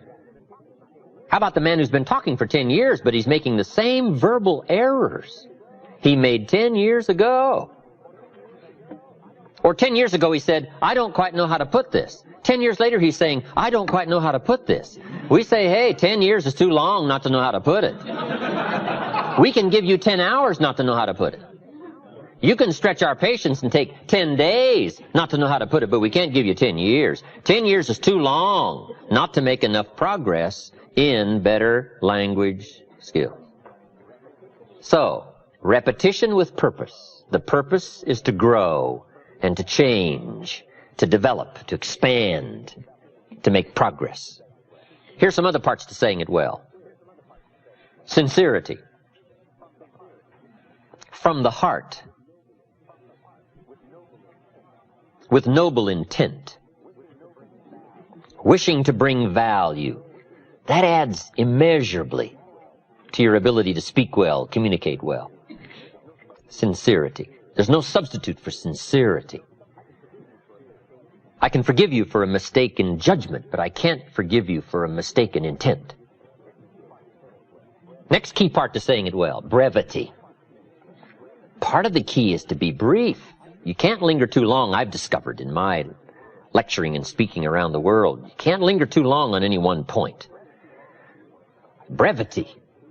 I used to tell stories too long. I get involved in a long story on and on. By the time I hit the punchline, people forgot how it started. Now it doesn't make sense. Too long. Here's why brevity is important. The human attention span is short. You haven't got long to get it said before you lose your audience. Now, the best practice I know of here is practice on the kids, because their attention span is really short. Right? Underline really. You talk to kids for 30 seconds, they say, how long is this going to take? Right? I mean, they're already bent out of shape, right? Looks like you're going to take forever to get to the point, get it said. Brevity. Jesus, master communicator, was probably the best. In selecting his team, he would look at somebody and say, follow me. That's brief. That's, right? That's short. Now, how could you be so brief and yet be so effective? I think probably because of all that he was that he didn't have to say. Sometimes we try to make up in words what we lack in self-confidence. So part of the key to being brief is personal development, personal growth, personal awareness, understanding self-worth. Now you can use the economy of words.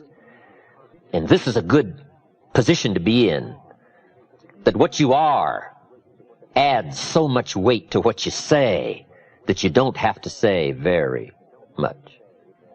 But brevity is a good point on saying it well.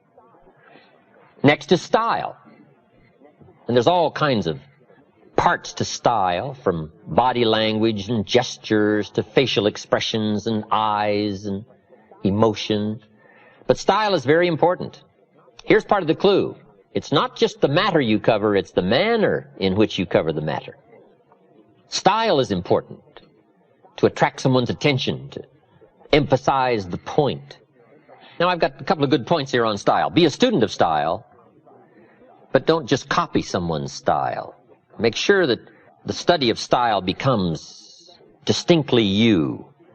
But it is also important to be a student of style. How people speak well, be a student of that. And then borrowing bits and pieces from people you admire and the way they can communicate. Then make sure that all of that blended into you becomes your own distinctive style. But style is very important. Now, there's a variety of styles. Ancient story tells us of John the Baptist had a unique style. He came out of the desert dressed in camel's hair, and his diet was grasshoppers and wild honey. And he screamed and yelled and thundered curses on the king and other people. That was his style. They came to see John, I'm sure, right? I'm sure the word was out. You got to come and see this guy. Not just what he said, but his style, I'm sure, was something to watch. So John had a unique style. Jesus, I'm sure, had probably a whole different style. But style is important, to become uniquely John or to become uniquely you. But it's important to study your own style and say, how am I coming across in style? Should I learn to emphasize more? Should I learn to be more emphatic? All these things concerning style. Next is vocabulary. Saying it well is proper choice of words. To build my early vocabulary, I used to put 3 or 4 words I didn't know on a card, put it up on the sun visor on my car. Back in those days, I traveled a lot by car. Sure enough, by the end of the day, I'd mastered 2 or 3 words. Vocabulary. Some of my friends took a survey among prisoners in New England several years ago. They made a very important discovery, some rehabilitation program they were working on. But here's the discovery they made. There's definitely a relationship between vocabulary and behavior. The more limited the vocabulary, the more tendency to poor behavior. Isn't that amazing? That vocabulary would affect behavior? Now, if you think about it for a while, it makes sense. Here's why. Vocabulary is a way of seeing. One reason for vocabulary is to interpret what we see, to interpret what we hear. The vocabulary of the mind grapples with the words and the images that come to our mind. Now, if you've got a poor set of words and skills and tools with which to interpret, you can imagine the errors and the mistakes you'll make in judgment. And since vocabulary is a way of seeing, if you can't see well, you can imagine the errors you can make and how they compound as life unfolds. We do 2 things with vocabulary. We interpret and we express.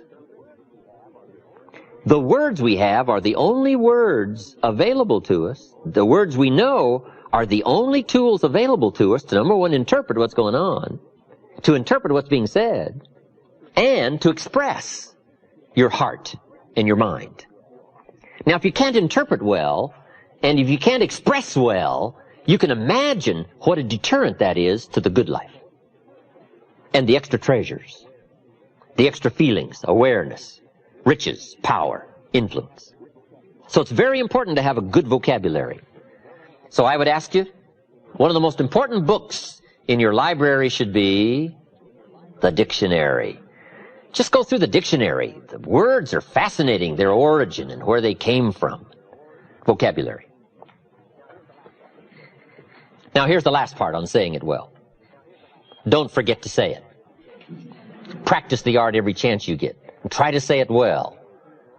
It's easy to be lazy in language all day and not practice the gift and the art.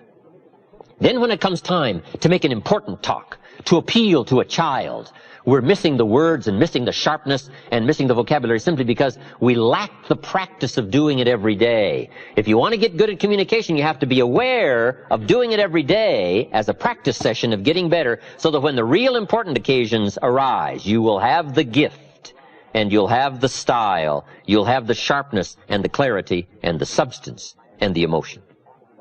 I have a key phrase for you. Actions are no substitute for words. Don't fail to say it. Now, we've heard the old expression, words are no substitute for action. That's true. Talk, talk, talk, never act. That's not good. But this also isn't good. Act, act, act, and never talk. We must be gifted with words if we want the full treasure of life. So practice every occasion you get. It's okay to send somebody flowers, but don't let flowers do all your talking. Here's why. Flowers have a limited vocabulary. About the best flowers can say is, you remembered. That's about the best. Or, you care. That's about all. Flowers don't say, you do incredible things to me. Nobody in this world affects me like you do. Now, see, flowers talk, but they don't say that. That you got to add in the card. Right? That you got to add in person. So the next time you give flowers, say, just so my flowers won't do all the talking, let me add. And then put the gift of words to work to go along with the activity. And you will start to sense this whole growing excitement about using language to affect somebody, to translate feelings of heart and mind. And the response you're going to get and the results you're going to get starts growing in measurable quantities. I'm just asking you to take the extra time to engage in these arts and practices. The gift of language, communications, affecting people with words. So we've covered step 1, have something good to say. Step 2, say it well. Here's step 3 to good communications. Read your audience. It's very important to read and to pick up the signals of what's happening with your audience. Now, when I first started lecturing outside my business circles, I had some problems here. Reading my audience. I think my early audiences, they all could have left halfway through and I'd have never known it. I was so intent on what I was saying that I was a bit unconscious of what was going on out there. Then I finally learned to look up, to watch and see what's happening. We call this reading what's happening. My largest audience has been 10,000. I wasn't the only speaker. Art Linkletter, Paul Harvey, Dr. Peel, Zig Ziglar, myself. We each had an hour. But we had 10,000 people. But now that was the first time I'd ever talked to 10,000 people. Awesome event for me. You know, Paul Harvey, he didn't have any problems. Art Linkletter, he didn't have any problems. But I had some problems. That first 4 or 5 minutes, right? 10,000 is a lot of people. And you got to read fast. Right? Because 10,000 people can turn on you quick. But learning to read, what's going on back there? What's happening? Now, it's also just as important to read a person, to read a child. If you want to be effective, you got to get the feedback. You've got to pick up the signals to know whether to be stronger or whether to ease off, whether to change stories, change words, change language. All of this comes by a good ability to read your audience. So let me give you some clues on reading. Number one is simply to listen. Part of reading is listening. You pick up a lot of clues as to what else to say, what all to say by being a good listener. From early times, I think we've learned to be a good speaker, you got to be a good listener. That's where you pick up the information, is to listen well, especially in a private conversation, a more informal conversation. Good listening habits. That's part of reading. Number two, you got to read what you see. There's a good book called How to Read a Person Like a Book. It's a pretty good book by Nirenberg. And it's a study of body language. Now, you can't get too deeply involved in this, or you'll be so intent on reading body language that you may miss the point. But we can all, I think, use some help here. And now some things are very obvious. You're talking to somebody and they've got their arms folded and their chin tucked down and they're frowning. That probably means, right, you got your work cut out for you. You got to reach deep into your bag of experiences and language, because this one isn't going to be easy. So some body language is fairly obvious. If you're talking to somebody and they're leaning toward the door, that probably means something, right? It means you're going to have to get with it. You're not going to have an audience long. So part of it is just being conscious, right? Body language, reading what you see. Now, kids are pretty easy to read because they don't even try to fake you out, right? You talk to kids and they're staring out the window. I mean, they don't mind showing their total unconcern. But now here's what's more challenging. In a polite society, sometimes body language can be deceiving. If somebody, while you're talking, looks at you and smiles, you got to make sure you don't misread that. Here's what we teach in leadership skills. Don't mistake courtesy for consent. In a polite society, we learn sometimes to be courteous, but that doesn't mean we buy the story. With somebody being polite, smiling and nodding, you got to make sure you don't misread that and stop short of the full persuasion. Don't mistake kindness for acceptance. In a polite society, we've learned to be kind, but that doesn't mean we've accepted. So part of this is a little more subtle in reading in a polite society, whether or not somebody is buying your argument, if they're being persuaded by your presentation. So body language, picking up those signals. Now here's the one that's probably the most effective, but it's probably the most elusive. Reading the emotional signals. This is an area probably where the women have it over the men. Picking up the emotional signals. I think men can learn these skills, but I think women have a lot of this automatically. Men can learn it, but it's something we all have to learn. Emotional signals, picking up the signals of whether to change your language, be sharper or to be softer, to go after a problem or to ease back and give it time to soak. Part of this is just picking up the feelings, picking up the emotions, being sensitive to the situation. This is not easy stuff. This is extra learning stuff, extra skills. But this is called summit learning, for those extra measures of rewards that come from communicating by learning these extra skills. So third, very important to read your audience. How are you coming across? What is the effect from a child to an auditorium full of people? Reading. Here's the fourth step to good communication. Number 1, have something good to say. Number 2, say it well. Number 3, read your audience. Number 4, intensity. Here now starts the power of what we say. Part of the strength of what we say is the words we choose. The greater part of the strength of what we say is the emotions that are loaded into the words. Here's what has power unmatched: words loaded with emotion. There is no greater power. Words have an effect, but words loaded with emotion have an incredible effect. My words may reach you, but if I can't touch you with my spirit, if I can't touch you with my emotions, my feelings, my beliefs, then I probably haven't affected you very much. We might describe words like a little straight pin, right? Guy buys a shirt, it's got all these little pins in it, right? If I took one of those little straight pins and I threw it at you, and it hit you in the face or the hand, you'd probably feel it, this little straight pin. That means I got you with my words. But what if I took that little straight pin and wired it to the end of an iron bar? And I let you have it with that. See, I can drive the pin through your heart. Now, the reason I can do that is because the pin is the words, but the iron bar is the emotions, the feelings, the belief, the commitment.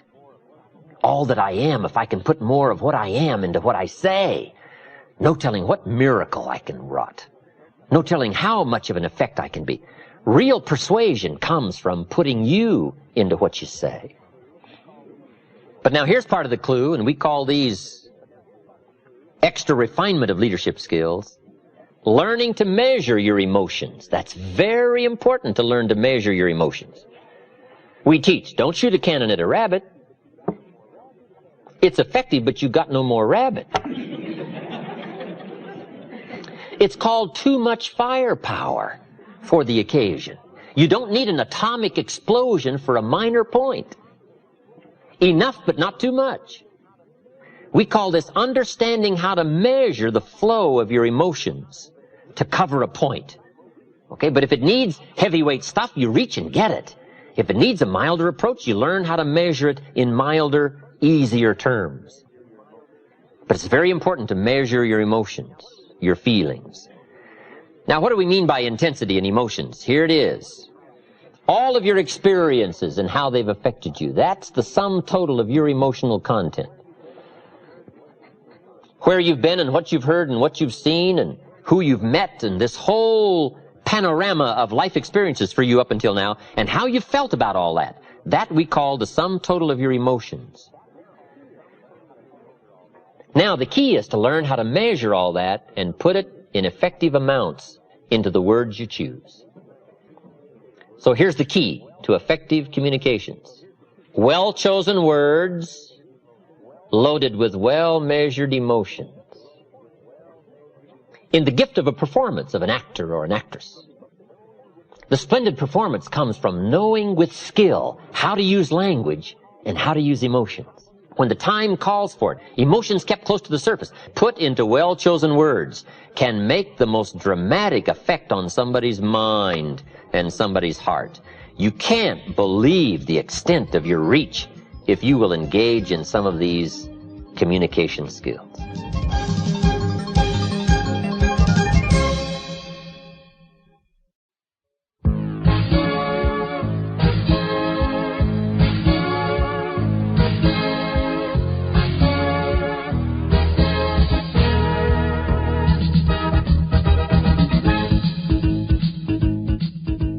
Here's the clue to really affecting people. Start with where they are before you try to take them to where you want them to go.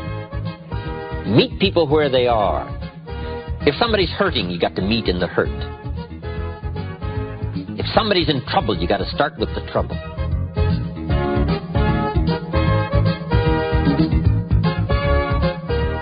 Here's some more pieces to the communication challenge. Number 1, identification. Learning to identify. This is a real challenge. Now, it's not too difficult if somebody's like you. The real challenge is to identify with somebody who's not like you. In a wider range of teaching all of this, here's the reaction you want from identification. Me too. You just want the reaction for somebody to say, me too. I understand what that's like. I've been there. So part of it is trying to translate your experiences into words so that someone will identify with it and say, me too. Here's a reaction you don't want. So what? Now, it's easy if you're not careful to load your presentation with a lot of so whats. Mr. Schoaf, who only went to the 8th grade in school, but he gave me the classic point to ponder here when I was 25 years old. And it was put in such simple terms, I've never forgotten it. Let me put it in those same terms for you. Here's what he said. Learn to express, not impress. That was so helpful for me, because it's easy to engage in language just designed to impress instead of express. But Schoaf said if you want to touch somebody, learn to express. Sincerity from the heart, not impress. Impress builds a gulf. Express builds a bridge. Identification. This is a whole wide subject in itself. The identification question is, what will make me real to my audience? What will make me real to the child? Identification is building a bridge. If you're meeting somebody for the first time, it's simply getting acquainted. Building a bridge, making contact. Here's one of the clues. Find something you have in common. That's where you start, something you have in common. At our ranch up at Clear Lake, when we have seminars, everybody gets acquainted real easy. And one of the reasons is because almost everybody gets lost trying to find it. Right? What a great way, right? Did you get as lost as I did trying to find this place? Right? Somebody says, yeah, was that you up there taking the wrong turn? I thought that was you. What a great way to get acquainted. We've just had an experience recently that's been similar, like getting lost.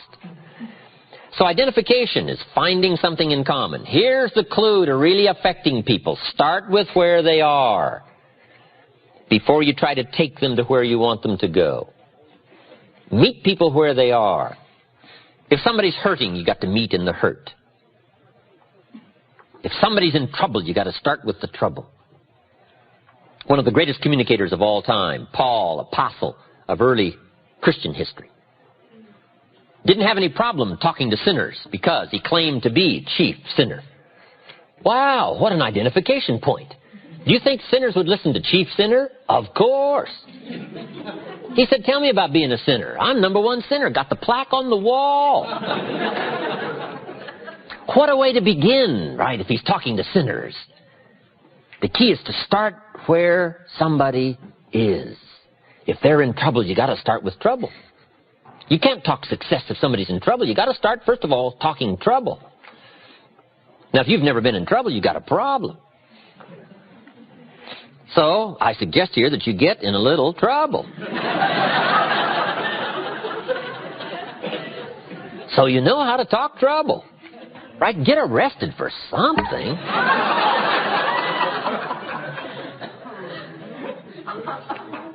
So that when somebody is stricken in the heart, and you've had this experience, maybe not as deeply, but somewhat of an experience of being stricken in the heart. When you meet somebody and you're trying to help them, you can talk about being stricken in the heart, and it'll have substance, it'll have meaning, it'll have depth. And you start there, and then start building the bridge and start building the path towards solving the problem. Identification. How do you identify with a child? It's tough. What if the adult is 40 and the child is 12? We call that a long bridge. How do you bridge the gap between 40 and 12? It isn't easy. In fact, we used to call it the generation gap. And how do you manage the skills that builds the bridge over the generation gap? Well, there's some answers here. Here's number one. Remember when you were 12. You've just got to have the skill to go back. This is what an actor does. They go back. They rehearse the early hurts and emotions, the trauma and the drama of the sum total of their life back in the early years. You just got to go back through all that and let it affect you one more time. Let it wash over you one more time. Let it rekindle one more time. You say, well, it may be painful. That's true, but you got to go back through these pains in order to reach some people that are in pain. So part of it is to remember when you were 12. I don't have much problem with 12-year-olds because I remember almost every day of being 12. 12 is a fascinating year. One of the challenges of being 12 is you're not 13. If I heard it once, I heard it 100 times when I was 12. You're only 12. As if that was some awful place to be. Right? The teenagers would say, of course you can't go. You're only 12. I thought, wow, I can't wait to be rid of 12 and become a teenager. So, pretty frustrating. You just got to go back and remember that. If you want to reach somebody 12, you just got to remember 12. Did you ever get chosen last when you were a kid? That's an awesome experience. They're choosing up sides. I'll take you, I'll take you, I'll take you. And then you're last and you're standing there. And the next leader says, well, I guess I'll have to take you. Right? Wow, what an awesome experience. But you just got to go back and relive that. Let it smite you one more time. Let it hit you and let it hurt you. Because, see, to really affect people, you got to be moved. And you've got to be touched. And without moving and touching of life experiences, whatever emotion it calls for, there are some people you can't reach. Here's another key way to reach the kids. Read all their books. Here's what it's called. Do your homework. Lack of homework shows in the marketplace. Lack of homework shows at home. See, if a child has read this book, and I read the book, one of the great places we can meet is in the book. I say to the child, remember the story where right away they're going to be impressed that I've done my homework. And the kid says, did you read that book? I said, yes, I read all those books. They say, wow. But I say, remember the story where? They say, I remember that story. I say, well, that's about like now. Not exactly, but it's pretty close. And the child says, oh, I see, I see. Now they can see because we went back to the common seeing that was in the book. But if you miss the book and don't do your homework, I'm telling you, you'll miss a chance to identify. Here's the big challenge, identifying with somebody who's not like you in color or religion or circumstance. How do the successful reach and touch somebody who isn't successful? Well, first of all, they've got to talk about their struggle, not their success. Let me give you the clue to good identification. Your struggle will more often identify than your success. If you've got an hour to talk and you spend 59 minutes on your success story, we call that building a gulf, not a bridge. You've got to spend most of the time on your struggle, most of the time on your fears, most of the time on your apprehensions. Most of the time you hesitated, most of the time you were about to give it up. You've got to spend some time on that. That's called identification and building a bridge. Then take them by the hand and then show them your success when it has meaning because it came from struggle, it came from decision, and it came maybe from heartbreak, and it came maybe from the same position the person finds themselves in that you're talking to. Identification. What makes you real? That's so important. Part of identification is proper word choice. Jesus said to his disciples one day, today I'm going to teach you how to fish. What an important choice of words, fish. Who is he talking to? Fishermen. We call that brilliant. He didn't say, I'm going to teach you how to recruit. No, what do they know from recruit? These fishermen don't know recruit. And if you keep insisting on saying recruit to fishermen, we call you naive. You got to change your vocabulary. He said, I now wish to teach you how to become fishermen. Now, see, they understood that language. He said winning people is a lot like fishing. Now, see, they understood that story. If it's like fishing, we can figure it out. Here's the next clue to identification. Beware of using inside lingo on the outside world. Sometimes inside, some little catchy phrases become comfortable, but outside, they become strange. The man said to me, we've got to get into the Word. We've got to spend more time in the Word. I thought, how small would you have to be?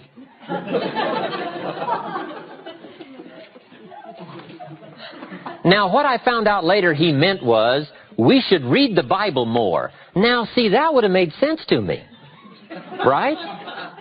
But the into the Word, we call that kind of strangey language. And you've got to be careful of strangey language on what we call the outside world. You've got to learn to shift gears.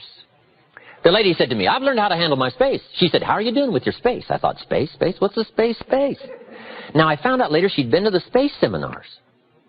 And she'd learned the kind of spacey language, space. But see, you got to be careful. You talk space to a lot of people, and they go back like this. Say, space. What's this space? Right? Now, the people that have been through the space seminars can understand the spacey language. But if somebody hasn't, you got to learn to what we call shift gears into an appropriate word choice depending on your audience. It's called the gift of language, in a variety of awareness, to learn how to choose the right words and the right phrases depending on who you're talking to. We call this awareness. We call this being non-lazy. We call this being sharp in perception, to know who you're talking to and how to choose the words that'll make sense. Identification. You've got to identify with the sorrow by recalling your own sorrow. Identify with the joy by recalling your own joy. Identify with the difficulty by rehearsing your own difficulty. Here's one of the best clues in learning to better identify. Go back over your own life and make a study of your own life, your circumstances, your feelings, your awareness. Some of the stories you haven't told for a long time. Some of the experiences you've had. Now, sometimes when you've freshly come from an experience, it isn't that easy to translate it and it isn't that easy to talk about it. But as the time passes and you can take a more thoughtful approach to your experiences, the key is not to lose the intensity of it, but to become more educated in using the intensity of your experiences to weave into the next conversation. And by the gift of language and emotion, touch somebody's life, reach somebody, affect somebody, persuade somebody. Identification. Very important subject. Here's the next part of a good presentation. It's what we call logic and reason. If you're trying to persuade a child, talk to a child, or talk to an audience, or if you're trying to talk to a customer, part of any presentation is the logical part, the facts and the figures, and the numbers and the dimensions. And we won't linger too long here, because here's my point on logic and reason. It's got to be brief. We need some facts, but only enough facts to start the decision-making process. You've got to beware not to cover too many facts. I'm sure we've all heard the expression, it's possible to talk somebody into buying, keep on talking, talk them out of buying. Here's where this problem usually occurs. Even if it's a child, you can talk a child into deciding, and then you keep on talking, and then they undecide. We talk past. Too much logic, too much reason. We need just enough logic and reason so that it starts to make sense, not so that you understand it all. If you walk into the new car showroom and express an interest in an automobile, salesman comes along and says, "Let me tell you about this car." You say, "Okay." He says, "Follow me." And he takes you out back into the shop. And he opens up the shop manual on the car and says, "Let's start with the left front wheel." Right away, you would say, "Hold it, hold it." He says, "This is going to take a long time. We've got 1,000 facts here to go through." You'd say, "Hold it, hold it. You don't need 1,000 facts to decide about this automobile. How many facts do you need?" "About a half dozen." And if somebody makes the mistake of going beyond a half dozen, here's what they're going to do: lose their audience. So you got to make sure you don't get into too wide range of facts and logic. Because here's why. Most decisions are made emotionally. We need just enough logic so that it makes sense, but we're going to do it probably out of emotion. So the key is to be brief.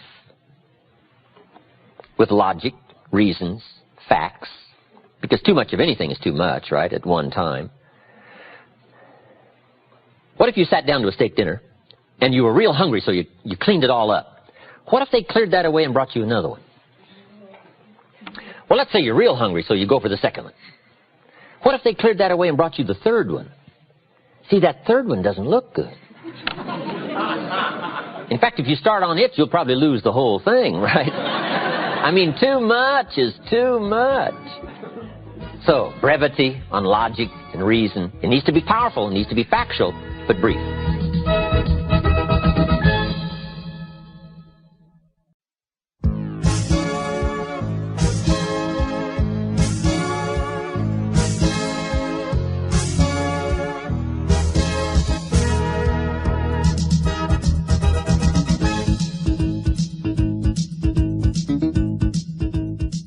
Number 3, learning to attack the problems. It's so important to mount a precise attack on the problems. Because one of the best ways to help somebody in communication is learn to attack the problem, to attack what's wrong. But here's the refinement of the skill that leaders must have: to attack the problem but not the person. We also express this particular part called attack and confess. One of the best ways to attack something is to confess you've had the problem. Use yourself as example one. Then use some others we call third party. Let me tell you about Mary. If Mary was here, she would confess, but she isn't here, so I'll confess for her. She put it off. She had the problem. And if she was here, she might even try to persuade you with tears.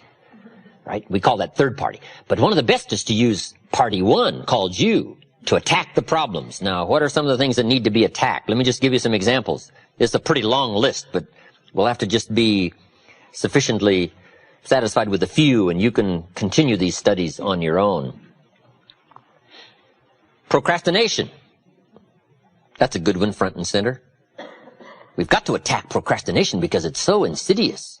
It eats up such large chunks of your life and leaves you in a small corner. Putting it off. Delaying. Letting it slide. Now, I'm one of the best to attack procrastination because I confess to being one of the all-time great procrastinators. I've done a lot of things, but I've put a lot of things off. Procrastination. I am so good, I could teach it. Procrastination. I can show you how to do it so it don't show. I mean, I'm so good. I'm so good. But I also know the pain of procrastination. I also know the regret that comes from procrastination. I can also show you pieces of my life missing, never to be repaired, because I let it slide. Now see, if we all studied our own lives, and we're trying to help somebody with this insidious disease of procrastination and putting it off, front and center, we use ourselves as best example, because you feel the strongest about your own experiences and your own emotions. Do you think you could help somebody with procrastination? Developing this skill of going back, rehearsing your own life, and coming up with the essence of the emotion and the experience to try to illustrate to somebody how insidious it can become and how devastating it can leave your life and what'll be missing if you let it slide. That's what we call learning to attack the problem. Now, underline the word attack. It's very important to go after the insidious. The great leader of the Christians says, "The things I once hated I now love. The things I once loved I now hate." It's so important to incorporate both love and hate in the same conversation. Now, let me give you the dilemma. This stuff isn't easy. It's so easy to be careless with words and get the wrong reaction. What if you meant to say, "What's troubling you?" and instead you said, "What's wrong with you?" Can you imagine the difference? Just the mistake of one small word means all the difference in the world in the kind of reaction that you get. But here's the dilemma. To attack the problem but not the person. God's got the same dilemma. God says, "I love you, but I hate your sinful ways." Now see, that's a challenge, to show somebody that you love them but you hate. How do you put love and hate in the same sentence? I'm telling you, it is essential to show your contempt for the problem and your concern for the value. These are not easy skills. You don't walk these summits of intellectual thought and word choice and emotional content and precision. You don't learn these overnight. But your commitment to excellence in communications can make all the difference in the world in how your economic and social and personal world works out. And here's part of the challenge. God says, "I love you, but I hate your sinful ways." Now, since me and my sinful ways are bound up so close together, I tend to take that personal. And God has to say, "No, no, no, let me make it clear one more time. I love you, but I hate your sinful ways." See, we've got to make that clear. You got to make it clear to your children. I love you, but I hate what you're doing and what it's doing to you. So you got to learn to put love and hate in the same sentence and to make the insidious as devastating and as ominous as it should be, and make the opportunity as bright as it can be. But we've got to learn to paint by language and by emotions how much we hate the wrong in order to develop the good. And this is some stuff you can't be mild with. See, you can't take the mild approach to the weeds in your garden. You've got to hate weeds bad enough to go kill them. You say, well, I've learned to handle this stuff. This is not stuff you handle. This is stuff you devastate. This is stuff you've got to kill. If something is going after some treasure and some value, you've got to go after it with a high, hateful attempt by word, by language, by emotions, whatever is necessary to get the job done, to illustrate the evil and the possibility of good. Now, these are not easy skills. But if you want to extend your reach, in my opinion, you just have to engage in the confrontation. It's where the values are. Let me give you a good philosophical phrase. All values must be won by contest. All values must be won by contest.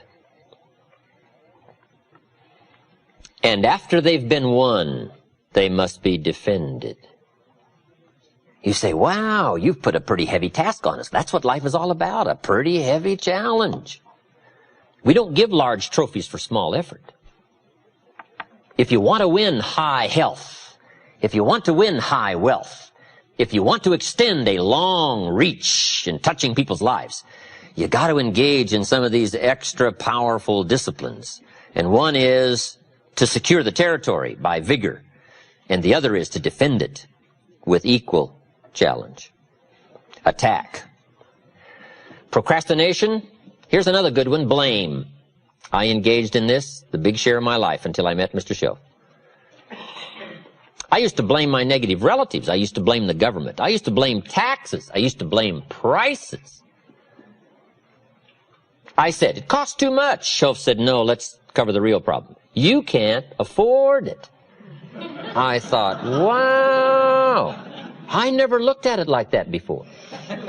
Shoaff said, sir, you must intellectually understand, it's not it that's your problem. It's you that's your problem. It's not out there that's the problem. Out there is like it's been for 6,000 years. You can't cure that. But what you can cure is errors in judgment, errors in attitude, errors in activity, errors in misjudging results. I found that the errors were within. But see, he had to go after me on that point. Here's the next one. Excuses. Wow. We've got a million. I'm too short. I'm too tall. I'm too old. I'm too young. I don't have the money. I don't have the experience. On and on and on with the excuses. Learning to attack.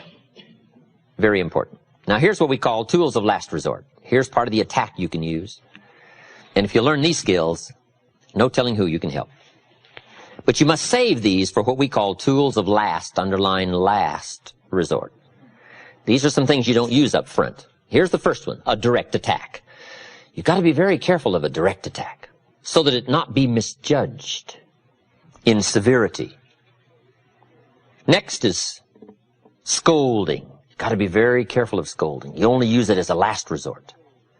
Somebody walks in late and you say, where have you been? See, that's loaded with insinuations. Loaded. You got to be very careful. Only use it as a last resort. If you have to resort to it, you have to, but don't use it up front. Okay, we call save these. Save these for when the occasion calls for such harsh language to go after something. And the last one is sarcasm. Sarcasm can be useful, but you got to save it. Who do you think you are? See, that's powerful language, but you got to save it for when it is meaningful to use such powerful language. Matters of the heart are delicate. Here's what we teach. Don't operate on the heart with a hatchet. When you use these tools, you got to be very careful to save the value and go after the problem. Now let me give you the real clue. The more you care, the stronger you can be. People don't mind you using strong language about insidious things. They don't mind you becoming sharp, powerful. As long as you care, and the more you care, the stronger you can be. I don't mind a minister consigning my soul to hell fire for my sinful ways. I don't mind that, as long as he does it with tears and not with joy. But wouldn't we all resist a dry-eyed sermon on hellfire? You can't preach hellfire without your heart breaking. You've got to sob your way through a sermon on hellfire. Or we all would resist a dry-eyed attempt to preach on hellfire. Why? A simple, obvious lack of really caring. And there are some subjects you cannot even deal with unless your heart breaks and unless visibly it shows by the emotional content that you really care. Now you can deal harshly with some powerful, important problems. Tools of last resort. Attacking the problems, but not the person. Just by way of review, we've been covering the major parts in a presentation, whether it's to a child or a business audience or a sales situation. All of us have the opportunity to affect somebody with words. And we talked about making the presentation. It comes in 4 parts. Number 1, identification.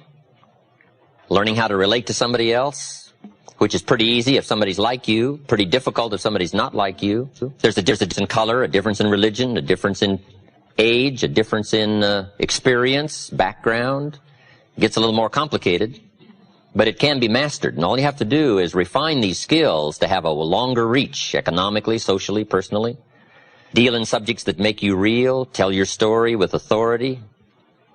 Next is the logic and reason part. Not too many facts. There's probably about 1,000 facts about an automobile, but you don't need them all to make a decision. About a half a dozen will do. And if you stretch it beyond the half dozen, it's pretty easy to lose your audience. So, brief on logic and reason. Number 3 was learning to attack the problems, but not the person.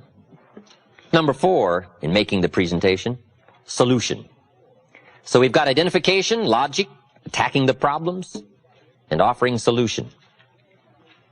This is what we call solutions. Painting results in advance. This is an exciting part about the human experience, the ability to paint results in advance. We call it borrowing from the future. One of the reasons for living is to borrow from the future. If you can't see the future, it makes today pretty desperate. If you can't see the future, it makes your steps uncertain. Why bother to learn the skills and pay the price and go through all of the calisthenics and all of the trials of learning and growing and changing if you can't see the future? If there is no future, if there is no promise. So this is one of our great challenges, to do 2 things. 1, paint for ourselves the future, results in advance, borrowing from the future. But when you stop to think about it, that is a tremendous, unique experience. Being able to borrow from the future, bring it to the present, and use it as an incentive to go get the job done, to learn the skills and put those skills to work. So painting results in advance, whether it's money results, whether it's position results, possibilities, opportunities, putting the person you're talking to in the future position. I can see you now. Solutions.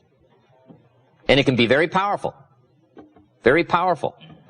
What makes the farmer work all spring and toil all summer? His vision of the harvest. If he couldn't see the harvest, he wouldn't put the plow in the ground. If he couldn't visualize the opportunity, the chance to cash in and to turn wheat into money and money into lifestyle, if you couldn't see all of this, why would you put the plow to the soil? And the answer is, of course, why? If you can't see, why labor? And if the promise isn't clear, why put out the effort? So one of the ways to get people to respond, to put out the effort, to read the books, make the decisions, whatever it is you want them to do, part of the key is to offer the solution and be able to paint it in no uncertain terms.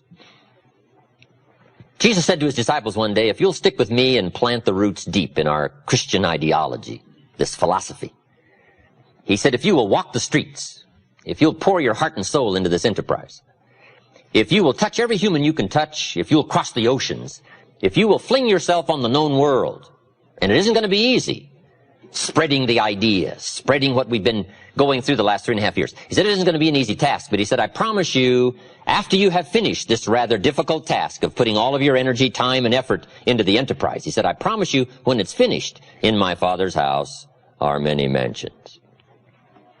Wow. See, that's clever. He put the mansion shot on him. No wonder they walk the streets. All you have to do is read the book of the activities. And they crossed the oceans, they walked the streets, they touched every human they could touch. They put every ounce of energy and mind and soul and spirit into this philosophy. And they did it right up until the time they forfeited their life, most of them, for the opportunity. No wonder it's lasted for 2,000 years. But the enterprise also had the promise. And wouldn't you put out some effort if somebody that was credible told you about such a unique promise? And the answer is, of course. All we have to do is to see the promise clearly enough, and we will do some amazing things.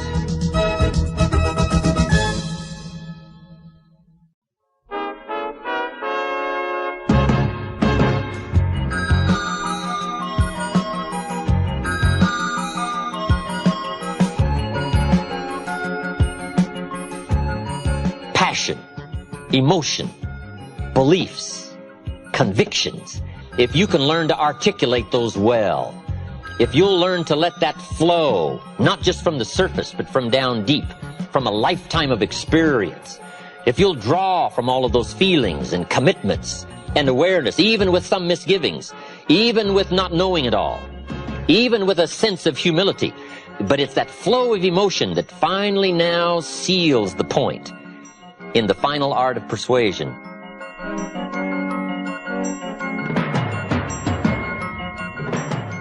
Now let's engage in a very exciting subject called the art of persuasion. Let me give you some notes to take, because I found there's a great deal of difference between presentation and persuasion. When I first got into sales, I became a pretty good presenter. Show taught me well. I used to hear people say, I've listened to a lot of salesmen, but you've got to be one of the best. I thought, wow, the man has taught me well. Somebody else would say, hey, I've been around, I think I've heard them all, but wow, you've got to be the best. You're one of the greatest salesmen I've ever heard. And I thought, wow, I've learned this stuff pretty quickly. Then one day the awful truth dawned on me. I thought, hey, wait a minute. Something's wrong here. If I'm one of the world's all-time great salesmen, how come they ain't buying? Wow. It started to dawn on me that I had an additional skill to learn. I got very good at presentation. I had yet to get good at persuasion. There were two great orators of antiquity. One was Demosthenes. He was a Greek. The other was Cicero. Cicero was a Roman. And they were both great speakers. But it was said of Cicero, when he spoke, everybody said, what a great speech. It was said of Demosthenes, when he spoke, everybody said, let us march. And that's the difference between presentation and persuasion. I'm asking you to learn this additional skill. We call you a good persuader if now the results start to follow. If something starts to happen, if people decide, if they actually do something about your presentation, if they do something about your appeal, if something happens, now we know you have truly become what we call a persuader. So let's talk about the art of persuasion and what all it entails. Let me give it to you. Here's number one. Be a good storyteller. If you're involved in a company that deals in numbers and business and products and volume of business, make sure you translate all the business into stories. Sometimes it's easy to say, we did $10 million in business last month. And then we forget the stories that are involved in that 10 million. So here's what I'm asking you to do. Become story conscious as well as figure conscious. How many stories does $10 million represent? And if you're only interested in the numbers and not the stories, you'll be limited in your future skills of communication. Try to translate activity and business and volume and money and numbers into people's lives and stories and who all is involved in the transactions. Okay? Now here's another key. Become your own best storyteller. Learn to tell your own story. Whether it's identification, logic, solutions. Be a student of your own life. It's so important to go back over your own life. It's good to review at the end of the day your experiences of the day. We call it learning to reflect. One of the keys of making the past more valuable to invest it in the future is learning how to reflect. And let me give you some good times to reflect. One is at the end of the day. Take a few minutes at the end of the day and go back over your day. Who did you see, and who did you meet, and who did you talk to, and what happened? Why did they say what they said, and why did you say what you said? We call it running the tapes again. And if you'll take a few minutes at the end of a day and run the tapes of the day again, that day will take a more important place in your equity future. You'll be able to draw from that day. But if you casually go through the day, and then if you casually miss the opportunity to lock that day into your consciousness, sure enough, at some future time when you could have drawn from that experience, it won't be available. Here's how to lock in your past and make it more of an equity. Number 2, take a few hours at the end of the week to go back over a week. A week is a pretty good chunk of time. The sights and the sounds and the colors and the people and the decisions and the mistakes and the errors and the successes. Just go back and review that week and let that week take a more powerful place in your awareness. A half a day at the end of the month. A month is really a good chunk of time. We wouldn't let a company go by without taking a look at least in 30 days. You can't be casual about taking a look. Somebody says, well, let's let the company go a few years and then we'll take a look. Say, no, you can't wait a few years. That would be too late. You could be so far off track. Now, I'm asking you not to let your life go more than about 30 days without taking a serious look at the numbers and what you've done and what you've said and how you've grown and your experiences, so that one more 30-day period takes a stronger place in your life. Take a weekend at the end of the year called Time to Reflect. Why? To make the past more valuable. If you treat it so, experiences can become commodity, currency, coin. Now, why try to make the past more valuable? Here's the simple answer: to invest it in the future. When my father was about to turn 76 years old, I said to him, dear Father, can you imagine the incredible experience that's waiting for you to gather up the last 75 years of your life and invest them into your 76th? See, that's a lot different awareness than just trying to make it through one more year. Let me offer you this challenge: to gather up more of your past and invest it in your future. And part of it is studying your own story, because your own story could be so powerful in identifying and offering answers and solutions. No telling what, if you took a little time, you could uncover that you just haven't talked about for a long time. If you were to dig back, no telling what additional stories and experiences you could reawaken, so that when the opportunity came, you could draw from that experience and invest it into that conversation, and no telling who you could touch. And without it, it might be a touch you couldn't make and a reach for which you're too short. Stories, your story, other people's stories. What a great way to illustrate fact and ideas and philosophy is to use the stories of life, because that's the real stuff of life, the stories of life. All right, here's number 2 in the art of persuasion. Accurate facts. Accurate facts. We call it dealing in truth. Accuracy is very important.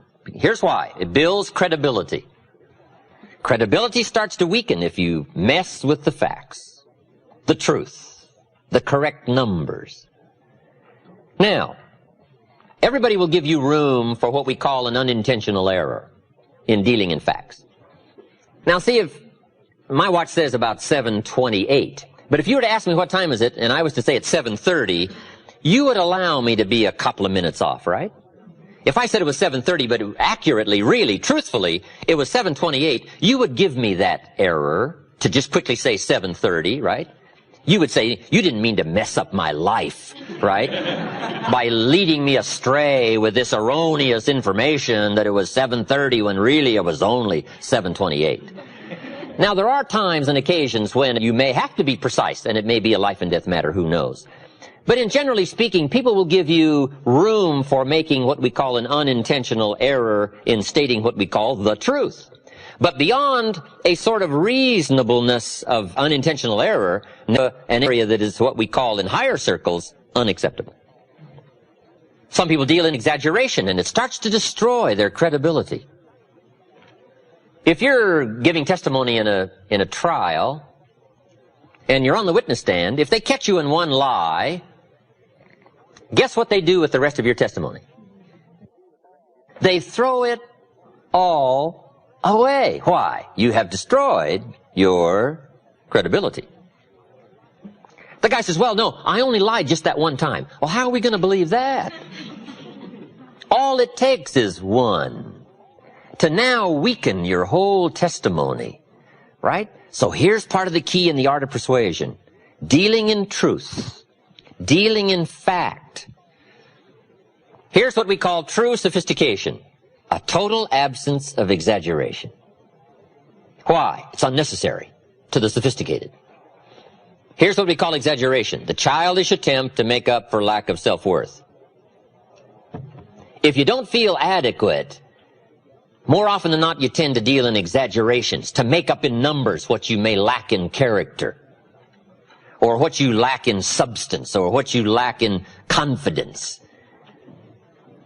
But if you start building character and confidence and precision of thinking and decision-making, and you have a sense of growing worth and value, you don't mind dealing in absolute truth and accuracy, because that's what counts.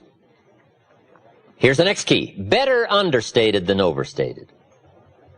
I have a book called Seasons of Life, and it's got my picture in it. And it isn't the best picture. You know, the book came out about 3 years ago. I published it myself. Every once in a while somebody says, Mr. Rohn, this picture of you in this book, Seasons of Life, is not the greatest picture of you. I said, I know, that's why it's in there. So that when I show up, I'll look better than the picture. Right, a lot of people use these glamour Hollywood shots, right? And when they show up in person, they look a little used around the edges, right? I'd rather have people surprised on the upside than surprised on the disappointing side. If you're working with people, let me give you one of the greatest clues I've learned. When you're working with people, let them find out it was more than you promised, and let them find out it was easier than you said.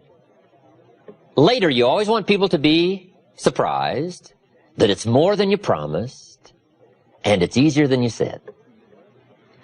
Key here, learn to trust the truth. If the truth isn't enough, then all you have to do is become stronger yourself in presenting the truth. All right, number one was stories. Number two, accuracy, facts, telling the truth. Sometimes you never know who's going to be around to check the accuracy of your stories. In one of my sessions on the weekend, in our leadership series, I was talking about a murder trial I attended many, many years ago in Houston, Texas. And I was describing this murder trial and the scene, and the lawyer who turned down the case. Then they hired another lawyer to defend this black man who had killed a bus driver. And I'm going through this whole scene. And somebody told me it was going to be quite a dramatic trial and I should go. And I happened to be in the area, so I went to this murder trial. I was there every day. And the lawyer was so brilliant. This black lawyer from Dallas was so brilliant. I was swept away by his language and his style and his uniqueness. He had the whole courtroom mesmerized. So I'm telling this whole story for some illustration I was using. And then I finished the story and I started moving on, and it was, getting close to having a break in the seminar. And when I finished the story, a lady stood up. I had a class of about 40, 50 people. She stands up. She said, Mr. Rohn, could I say something?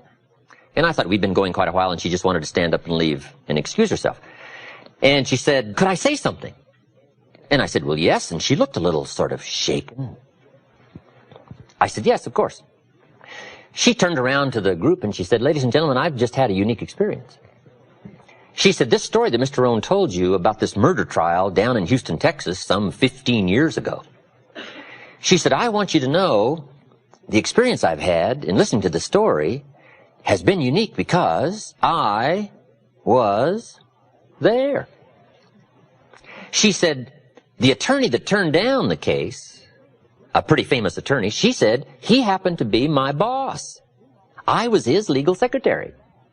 I also sat in that courtroom. I want you to know, Mr. Rohn has described to you exactly what happened. And I thought, wow.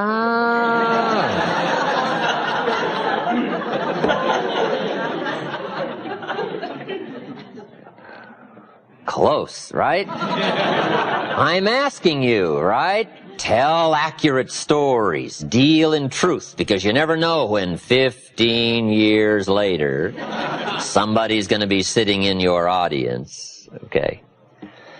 But learn to trust the truth. There's nothing more powerful than the truth. I got an ancient quote for you. Here's what it is. The truth will set you free. That's what sets you free. The truth. Many people are dealing in affirmations, but I'll tell you what sets you free. The truth. The best thing to affirm is the truth. If you're broke, best thing to affirm is, I am broke. That's what you put up on the refrigerator. It's the truth that sets you free. Right? When you're shaving in the morning, gentlemen, if you're broke, you just put that up there. I'm broke. There's nothing better to set you free than the awesome facts, the truth. So deal in truth. Affirmation without discipline leads to delusion. And the discipline and the accuracy of knowing your situation. You say, well, that's a bit negative. You've got to deal somewhat in negativity. If you've got something fairly wrong with your heart, looks like you're going to need a major operation, how many x-rays do you want them to take to find out what's really wrong? Somebody says, oh, just take one and see if we catch it. You say, no, not my heart. How many x-rays do you want them to take? It's kind of a negative subject, taking x-rays. How many? As many as it takes to find the full extent of the facts called the negative problem. So best to state the truth. Now we can deal with truth. Now we can deal with the problem if we accurately state it and we take an x-ray that shows it in all of its insidiousness. Now we can go after it and we can effect a cure. Now we can start the positive treatment. But at first, you got to know the problem before you can find the answer. So dealing in truth, so important. It sets you free. Next in the list of key things to remember in the art of persuasion, I've got down here quotes. You might as well borrow somebody else's good language. If they've said it extremely well and you can use it to illustrate a point, just borrow it. I borrow everything I can borrow. All the stuff Mr. Schoaf taught me, I borrow all that. You know, try my best to give him credit for all the things he shared with me. But borrow. Some people have said it so well, there's no use trying to think up another way to say it. Quotes. It shows you've done your homework. It shows you're passionately interested in your subject. The quotes, the stories. In some other seminars I give, I use a lot of quotes. I'm talking about humans being affected by each other, and I quote the lyrics from a recent song that says, if not for you, the winter would hold no spring, couldn't hear a robin sing. I just wouldn't have a clue if not for you. Now, see, that's so well said. You couldn't improve much on that. So the key is to just borrow all that you can borrow to support your argument, to express your heart, or to express your mind and your feelings. This is part of the art of persuasion, learning to borrow things well said and well constructed. Winston Churchill said, the truth is incontrovertible. Malice may attack it, and ignorance may deride it, but in the end, there it is. See, that's so well said. You could stay up all night and not think of that, right? But you don't have to stay up all night and think of it, right? Churchill's already said it. But it's so powerful, and it's so brief, and it's so precise, and it's so dramatic that you might as well borrow the drama that comes from the language just by exercising the quote. I talk about the brevity of life in one of my other lectures. The Beatles wrote, life is so short.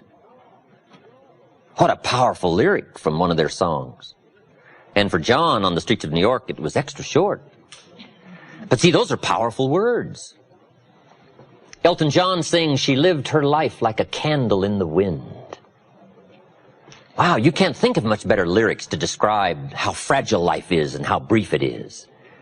Right? Those are unique words, and the key is to learn the words and borrow the quotes to support your expressions, your communication, your conversations. Benjamin Disraeli said, nothing can resist a human will that will stake its existence on its purpose. Wow, that's powerful.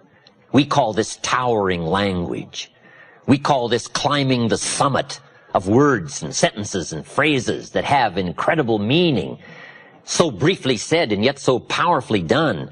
And you might as well borrow the power and borrow the explanation and borrow the effect of somebody else's unique words. Just borrow those and put them into your presentation. You'll see the dramatic difference right away. John Kennedy said, Winston Churchill had the ability in World War II to take the English language and send it into battle.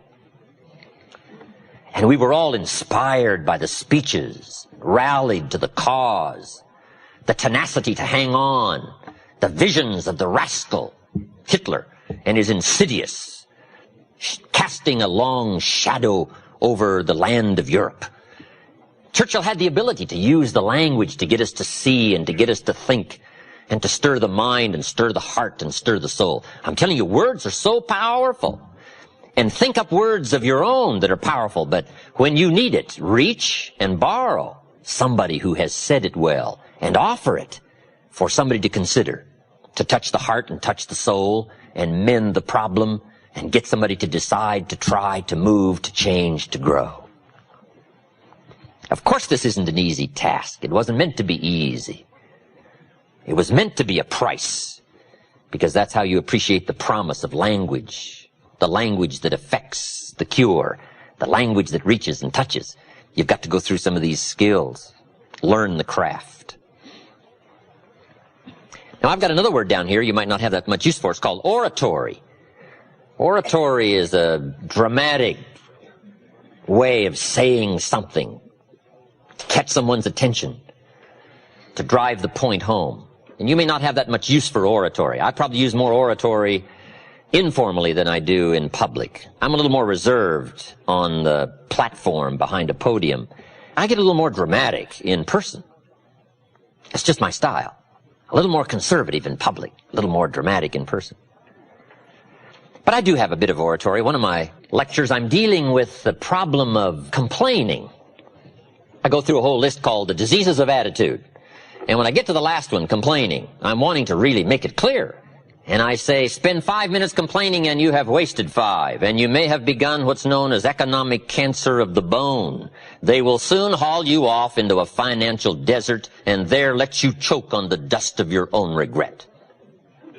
Now, that's what we call a bit of oratory, right? Oratory. Just a burst, right? Now, you can't do 30 minutes of that, right? That'd be too much. But when the occasion calls for it, oratory, saying something in a more dramatic fashion.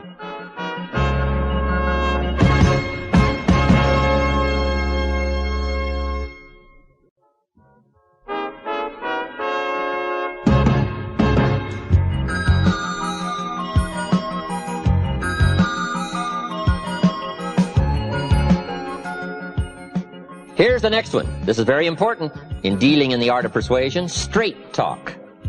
I don't think any of us mind anymore, do we, in saying, let's tell it like it is.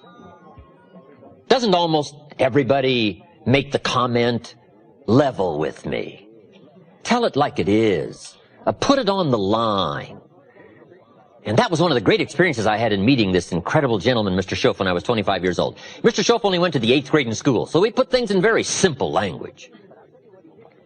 But I tell you what he did do. He laid it on the line. He said, Mr. Rohn, if you're 25 years old and you're an American male and you've been to high school and 1 year of college and you're not at least a third of your way towards your fortune, he said, isn't something wrong? Now, see, I'd never looked at it like that before. As being wrong, he said, something's wrong, right? And he said, there's nothing wrong with the country and nothing wrong with the companies and there's nothing wrong with the banks and the money, but there's something wrong with your plan. There's nothing wrong with you, but there's something wrong with your thinking, something wrong with your plan. You bought the wrong story. You bought the wrong formula. And it's easy to wind up a nice person and broke. It's easy to wind up sincere and poor. I'm telling you, you can be sincere and poor, and you can work hard and be poor if you buy the wrong formula, buy the wrong plan. You didn't add up the percentages. You never took out the calculator. You never counted the cost, as an ancient phrase says. Now, see, that kind of blunt, straight language really helped to uncover where my problem lied. Let me give you one of the most clear formulas he gave me that helped to change my life. We deal in what we call basics in one of my lectures. Basics, fundamentals. And there's just a few fundamentals. And there aren't any new fundamentals. You got to beware of somebody who says, I got a new fundamentals. And no, fundamentals are old. You got to be suspicious of a guy that says, we're manufacturing antiques. You say, no, you don't manufacture antiques. Come on. Here's one of the greatest of basics and fundamentals. It comes from an ancient Bible phrase. Here's what it says. Whatever you sow, you will reap. We call it simply the law of sowing and reaping. Right? Simply put, the law of sowing and reaping. Now then, Mr. Shoaff said to me, Mr. Rohn, there's another way to quote this law that may very well help to discover where the problem lies. I said, okay, I'm ready. Here's what he said. It's also quoted like this. Whatever you reap is what you've sown. I thought, wow, I never thought about that. Now there went my list of all the things I blamed for my current circumstances. If you don't like the crop, who do you look up? Answer, whoever planted it. And where do you find who planted your crop? Answer, in the mirror. That's where you go come fall, come harvest time. You go to the mirror, and if necessary you say, a few skinny carrots, I got to be unimpressed. Where were you last spring? Asleep. Didn't you read the books? Did you break your hoe? Now we call this straight. This is talking straight. This is telling it like it is. I asked the question last night, am I reading enough books or am I not? If I engage in my current financial practices, will it take me toward the fortune I would wish for in the next 10 years or will it not? If I keep up my current health practices, will I have the vitality and the health and the vigor to do all the things I want to do 5 years from now? Will I or won't I? Are my current practices taking me where I would really like to go, or have I been kidding myself for quite some time? I had a day just before I met Mr. Shoaff called, Do Not Kid Myself Anymore Day. Here's where I am after 25 years. Here's what I've got. There's no use Mickey Mousing with the numbers. There's no use trying to stretch it. There's no use trying to excuse it. There's no use trying to paint it some phony color. Let's tell it like it is. Because it's the truth that starts the freedom mechanism working. It's the truth that starts to relieve the mind of all the guilt and all the excuses and get right down to where it is. When I finally discovered that the government wasn't my problem and that prices weren't my problem and that it wasn't the company and it wasn't company policy and it wasn't my negative relatives and it wasn't the weather and it wasn't the economy and it wasn't the community, when I finally discovered it was me, we call that trauma. Now, after I had passed through the trauma of discovering that it was me and not all the other things I'd blamed all those years, when I finally went through the trauma, now suddenly it dawned on me, hey, if it's me, I can do something about that right away. And then I started getting excited after my trauma had passed. See, if it's the government, I don't give you much chance. If it's prices, I don't give you much hope. If it's other people, I don't give you much of a chance, because I'm telling you, it probably isn't going to change. It's going to be about like it's always been, right? Opportunity mixed with difficulty. So if all those things are going to remain in place the next few years, which I imagine they will, the only change that is really going to dramatically affect your life is you. Mr. Shoaff said to me, Mr. Rohn, if it isn't going well for you, you don't say, what's wrong out there? You say, what's wrong in here? There's a Black Heritage spiritual that says, it's not my mother nor my father. It's not my brother nor my sister. It's me. What a revelation. But once you find out it's you, that's something you can go to work on this very day. You can start to make a new stretch today. You can start reading some new books today. You can sign up for some new classes today. You can start engaging in constructive thinking today. You can make some life-changing decisions today. See, you don't ever have to be the same again after this evening, only by choice. And while you wait for prices to come down, and while you wait for the outside to change, I would go to work immediately and quickly on the refinement of your own thinking and the refinement of your own disciplines, and watch how quickly the equity of that starts to grow. Now, this is called dealing in straight talk.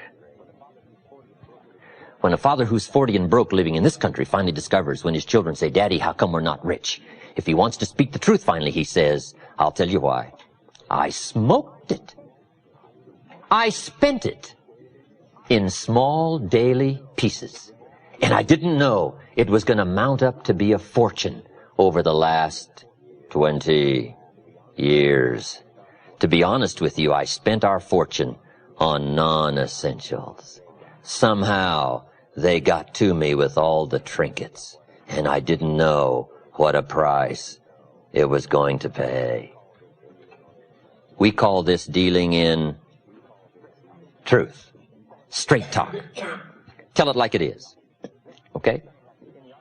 Next, in the art of persuasion, challenge. Challenge.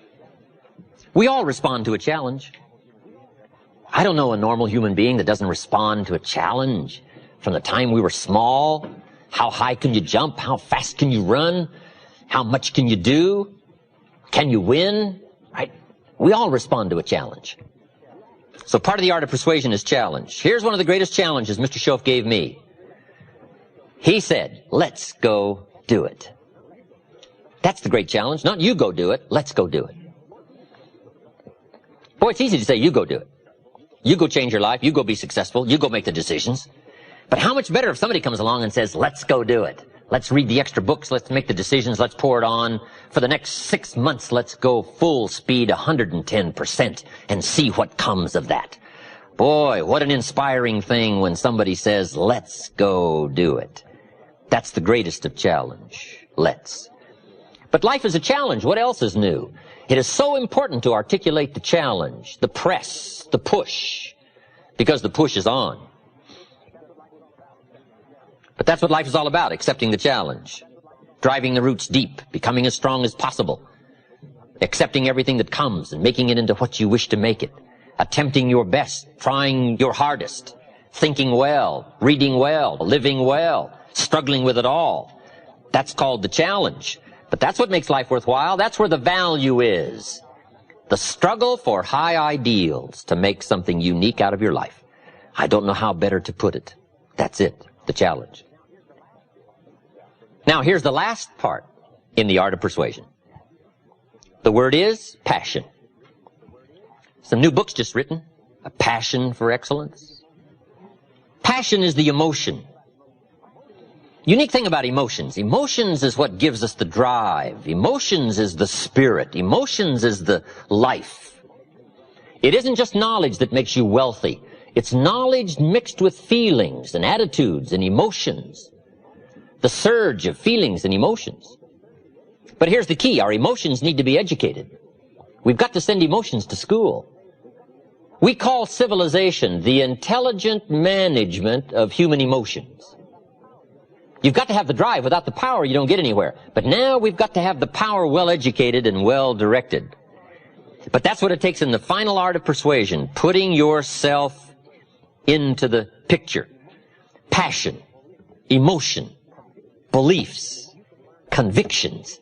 If you can learn to articulate those well, if you'll learn to let that flow, not just from the surface, but from down deep, from a lifetime of experience, if you'll draw from all of those feelings and commitments and awareness, even with some misgivings, even with not knowing it all, even with a sense of humility, but it's that flow of emotion that finally now seals the point in the final art of persuasion, when people have picked up the essence that you really believe and are committed to what you've been talking about, and that's why you laid it on the line. That's why you borrowed every quote you could borrow. That's why you said it as well as you could say it. That's why you told every story you could. That's why you used yourself front and center. It's because you so passionately believe in the moment and what you're trying to accomplish in the way of decision making in touching somebody else's life. Now, how good can you get at all of this, the art of persuasion? Probably one of the best illustrations I can give you is an ancient Bible story. I'm an amateur on the Bible, but there's some neat stories. One is so dramatically told, it bears repeating. It says, King Agrippa was advised one day that he had a famous man in his prison. And they came and said, "Oh, Agrippa, we have got the man you've been wanting for a long time. We've got him locked up in your dungeon." And King Agrippa knew who the man was. He was the great leader of the early Christians, formerly known as Saul from Tarsus, now known as Paul, apostle, leader of the early Christians. And Agrippa has been brought this incredible news that this man is in his dungeon. I'm sure Agrippa said, "You don't mean the man himself." They said, "O king, we have got the man." Agrippa evidently had studied this whole Christian movement and had watched it grow. And evidently he knew a lot about the man. And he said, "Bring him to me. I got to see the man in person." So they hauled him out of the dungeon and stood this man in front of the king. And the king took one look at Paul and said, "Paul, I've heard all about you.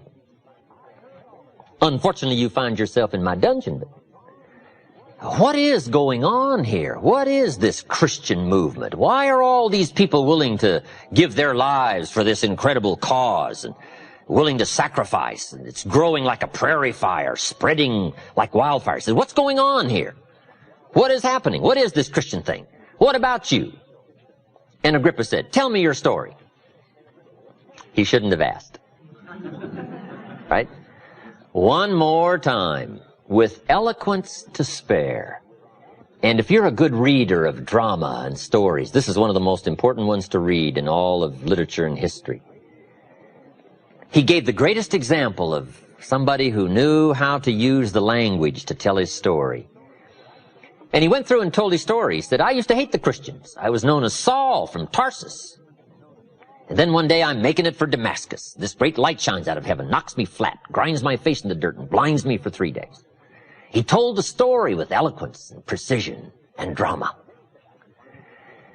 And then he said, "I was finally persuaded to be a Christian, became a leader, and now the people I hated I now love." He went through the whole scenario, and he wrapped up his presentation to King Agrippa by saying, "O king, I only now have one request." And Agrippa said, "Pray tell, what is that?" And the great man said, "My request is, I wished you were just like me. I wish you had what I got, except for these chains. I don't wish these chains on you, but for the change, not the chains. If you could see what I can see, if you could have what I've got, that would be my greatest wish." What an occasion. What a chance for eloquence. What a chance for precision of language. What a chance to relate your experiences and pull from the past and relate it to the future and bring it to the drama of the present.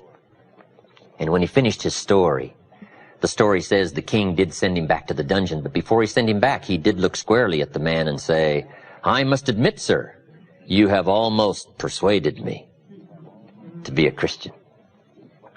What a drama. What an occasion. So how good can you get at this art of persuasion and communication? Well, you might get so good, you might have a chance to persuade the king. Let alone anybody else between you and the king, they won't have a chance. All right. Communications. Touching people with words. One more formula in touching people with words. It's going to be 20% what you know, 80% how you feel. So I'm asking you to work on knowledge. But the greatest of skills is to work on the precision of emotions, feelings, commitment, passion, for the cause, for the occasion, to solve a problem, to touch somebody truly with spirit as well as mind, with heart as well as words.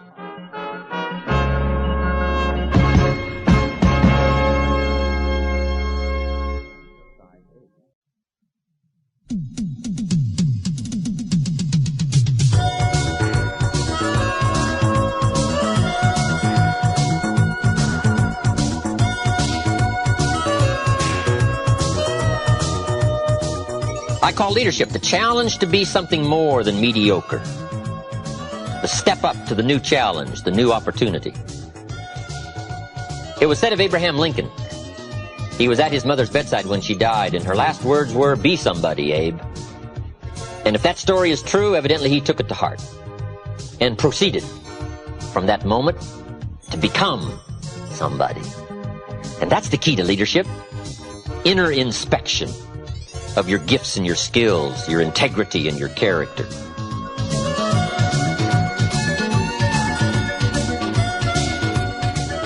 I've got a good phrase for you to jot down. Here it is. To attract attractive people, you must be attractive. We're going to talk now about leadership skills. To attract other people, the key is to be attractive. We come back to the central theme of all of my lectures. Here's what I start with. The major part of your world starts with you. Mr. Schoaf gave me, in dramatic fashion, one of the major keys that changed my life. Here's what he said. Work harder on yourself than you do on your job. That simple statement started to make measurable changes in my life in a fairly short period of time. I had discovered up until age 25, I had worked hard on my job, but not on myself. And that was my reason for lack of progress. Now, when it comes to be a leader, the same thing applies. If you really want to attract attractive people, if you'd like to have people of quality around you, the key is to become a person of quality. Leadership, the ability to attract someone to the gifts and skills, opportunities to be around you as a manager, as a parent. I call leadership the great challenge of the 80s in a wide variety of areas. Science and politics, and industry and education, sales, and here's a major one, parents. Sometimes parents don't see themselves as leaders, but it is the greatest chance for influence as a parent.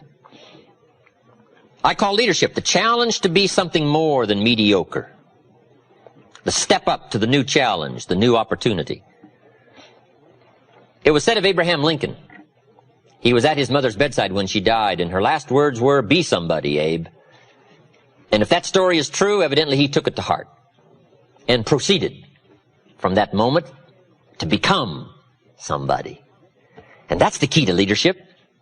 Inner inspection of your gifts and your skills, your integrity and your character.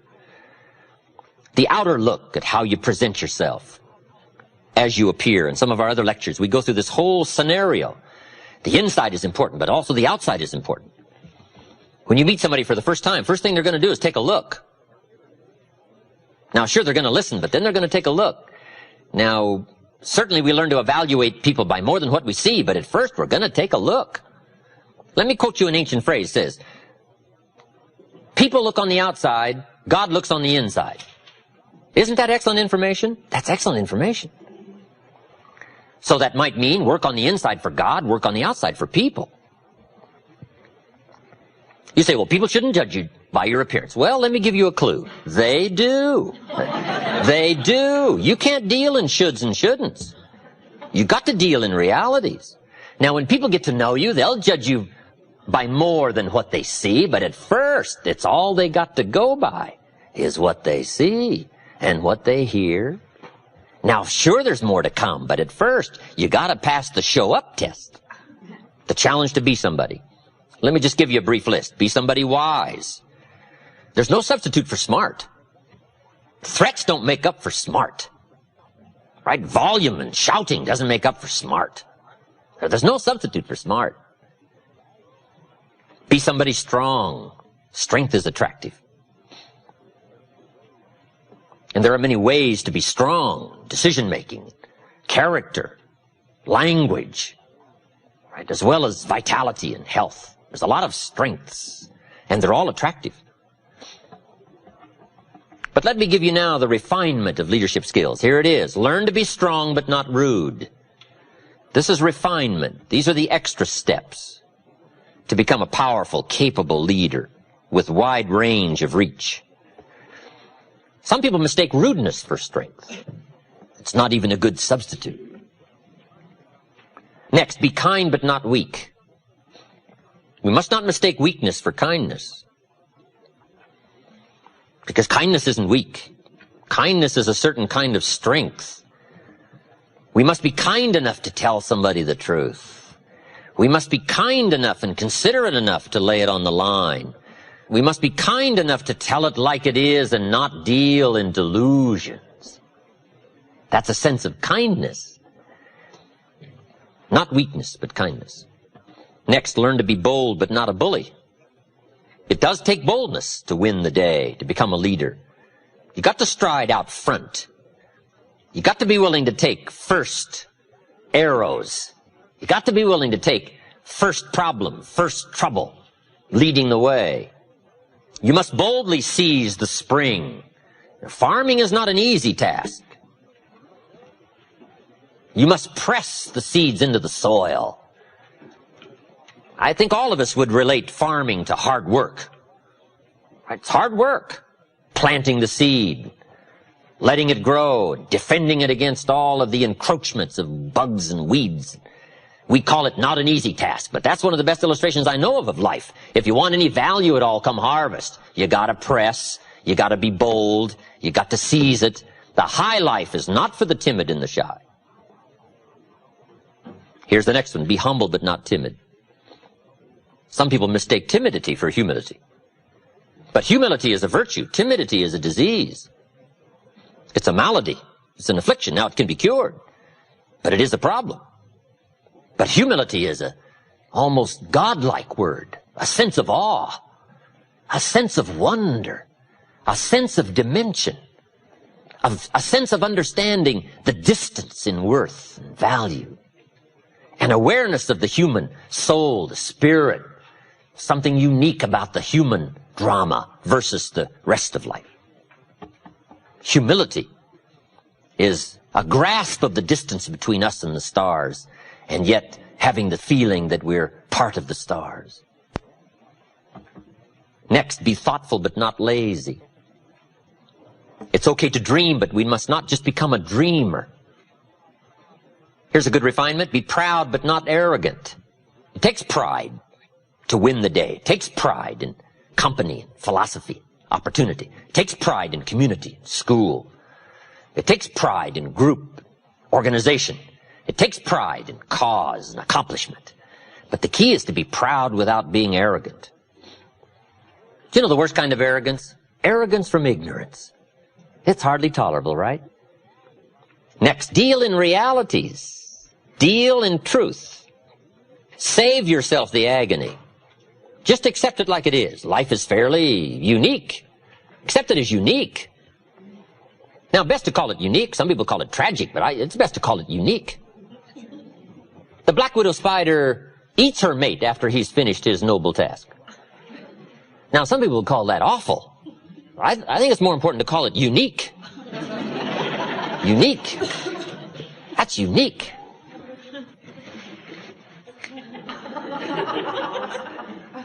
The whole drama of life is unique. Right? The Bible is one of the most fascinating books to read because it is so unique in its presentation. One story says, God and Satan were chatting away one day. Now, see, I wouldn't have thought that. Isn't that unique? And they're chatting away, and looking down on what's going on the earth. Now, see, that's unique. I thought, how often do they get together and chat and talk about all this stuff? I don't know. But the drama of the story is absolutely fascinating. I mean, it's unique. And on this particular occasion, the story says, God got to bragging about one of his favorite people, Job. And he got to saying, Job, he's my favorite friend. Job, he's the greatest, he's the richest, he's the most powerful, and I'm taking good care of my friend Job. And he kept saying, Job. And finally, Satan got it up to here with Job. And he said, yeah, God, Job, your special friend, you've got this wall built around him. I can't get to him in my normal fashion. And God said, well, he's a special friend of mine.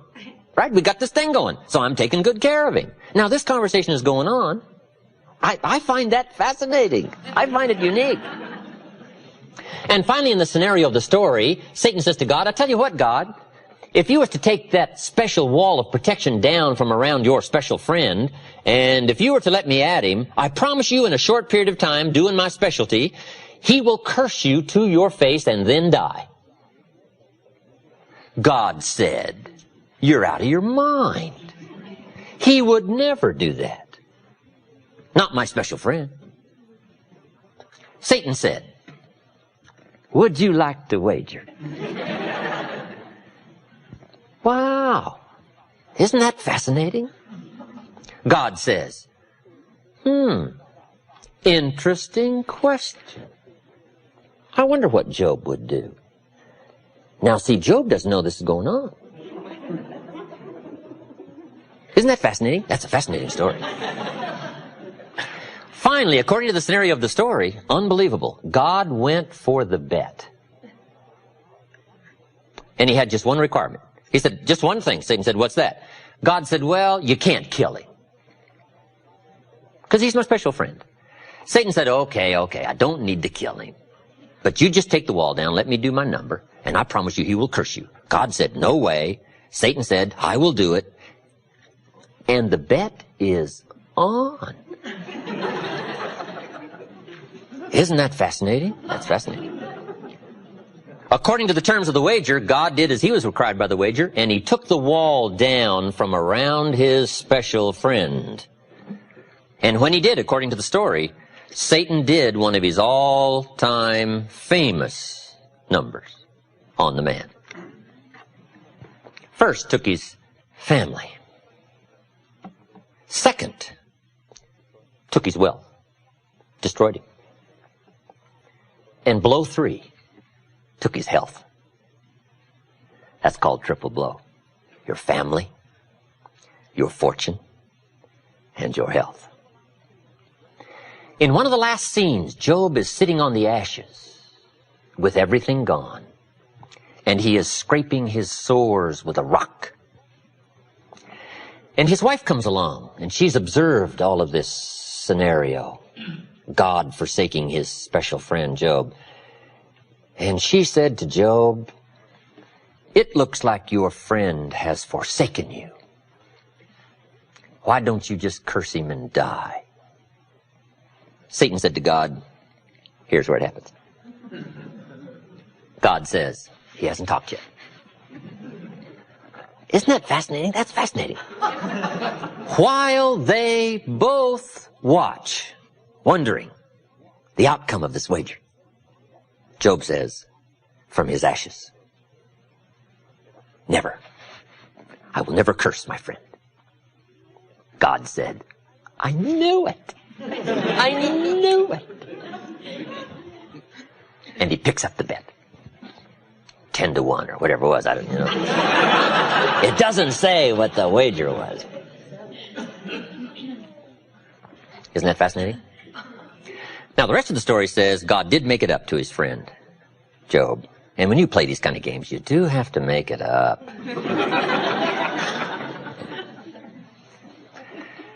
So let's see, what shall I do? I know what I'll do. I'll just give Job twice of everything he had before. Wow. And Job became, according to history, one of the richest, most powerful men in the known world. But isn't that a fascinating scenario? Don't you find that fascinating? Now, it may be a bit frustrating, but we learn to turn frustration into fascination, right? And you just give up on a lot of this trying to figure it out and say, that's one of those things. It's a fascinating thing. I used to say, liars shouldn't lie. See, we call that wasted energy. Why would you deal in such Mickey Mouse pronouncements, right? Liars are supposed to lie. That's what they're supposed to do. That's why we call them liars. Lie. You wouldn't expect them to do anything else. Lie to say, liars shouldn't lie. We call you naive. And we especially call you naive if it upsets you, instead of finding it fascinating. Right? Somebody cuts you off on the freeway. You go chasing them down the freeway and shaking your fist. Hey, save yourself. They say they shouldn't cut you off on the freeway. Hey, hold on, hold on. That's what they're supposed to do. They're known as cutter-offers on the freeway. And if you say, those people shouldn't cut you off, we call you naive. Come on. Here's some stuff that saved me a lot of agony and a lot of anguish and a lot of sleepless nights I used to go through and pulling my hair and wondering. I gave up on all that when I finally understood the 80-20 rule. Let me give some good clues on the 80-20 rule. As a leader, as a manager, being able to influence other people in this 80-20 group, here are some clues. Learn to spend 80% of your time as a leader with the 20%. For maximum efficiency and productivity, this is part of the key. Since it's going to be 80-20, and there's plenty of examples to show that it's 80-20, not exactly, but fairly close. Ask the minister of the church, who picks up the tab here? And he'll say, probably, 20% of the people pick up 80% of the tab. I mean, this is called one of those things, okay? So what do? Well, you learn to work with it and not try to solve it. It's like trying to solve the seasons. You don't solve the seasons, you learn to work with the seasons. They're all set. And some of these things by history are all set. The key is to learn to work with the way it is set. So part of the key of leadership is learning to spend 80% of your time with the 20% because they're doing the 80%. We would call that good leadership sense. Now you say, well, how do you do that? Let me give you part of the answer in how to do that. Here it is. Spend individual time with the 20% and group time with the 80%. This is part of the answer to leadership skills. However, guess who wants your individual time? The wrong group. But that's what life's all about, right? Accepting this challenge. So now you've got to be what we call clever. And you've got to be, another key word, diplomatic. Diplomacy and strategy are two key words for leadership to understand. Diplomacy and strategy. Here's part of the diplomacy. Mary comes and says, I've got a question. You say, Mary, bring your question Saturday morning. I'm going to meet with everybody, and I'll cover it then. She says, okay. Now, it might not be that easy. But if you start trying to put this in perspective now, groups, you can deal with the 80% by groups, and you can talk to the 20% individual. Now, the pull is in the opposite direction, and it always is. Gravity is the downward pull. Life is the struggle in the opposite direction of gravity. It's downward pull. Life is moving in the opposite direction of the normal negative. Now somebody says, well, I'll just fire the 80%. They're only doing 20% of the business. Well, I wouldn't fool with that. Because after you've fired the 80%, before too long, whoever is left, 20% of them will be doing 80% of the business, and 80% will be doing 20%. All right, this is not something you fire. This is something you learn to work with. The 80-20 rule, very important rule. Now, let me give you some other clues to understanding ratios and numbers, categories in this challenge of leadership. The next subject is called the law of averages. The law of averages. So important to understand the law of averages. The law of averages in a personal sense is very simple. Here's what it says. If you do something often enough, you'll get a ratio of results. It's important for leaders to understand ratios. Because if you're working with people, you got to have some charts. You got to know ratios. You got to be able to evaluate your own performance, their performance. Ratios. What do we mean by ratios? Well, let's say you're in sales, you join a company, and you start representing the product or the service. And you're first getting started, you talk to 10 people. 9 say, no, I wouldn't care for any. 1 says, yes, I'll take some. We call this your opening ratio. Now, 1 out of 10, it all depends on what you're involved with, whether or not that's a good ratio or a poor ratio. You say, well, that's not too good a ratio. Well, it all depends. Okay? But it's your opening ratio. So at first, you don't worry about what the numbers are. At first, you just get some activity going. Now, we call this very simply 1 out of 10. Now, here's what's very exciting about dealing in ratios. Once a ratio starts, it tends to continue. Now, this is some things leadership needs to know so that you're not frustrated. If you talk to 10 people, 1 says yes. If you talk to 10 more, chances excellent, you'll get another one. If you talk to 10 more, chances excellent, you'll get another one.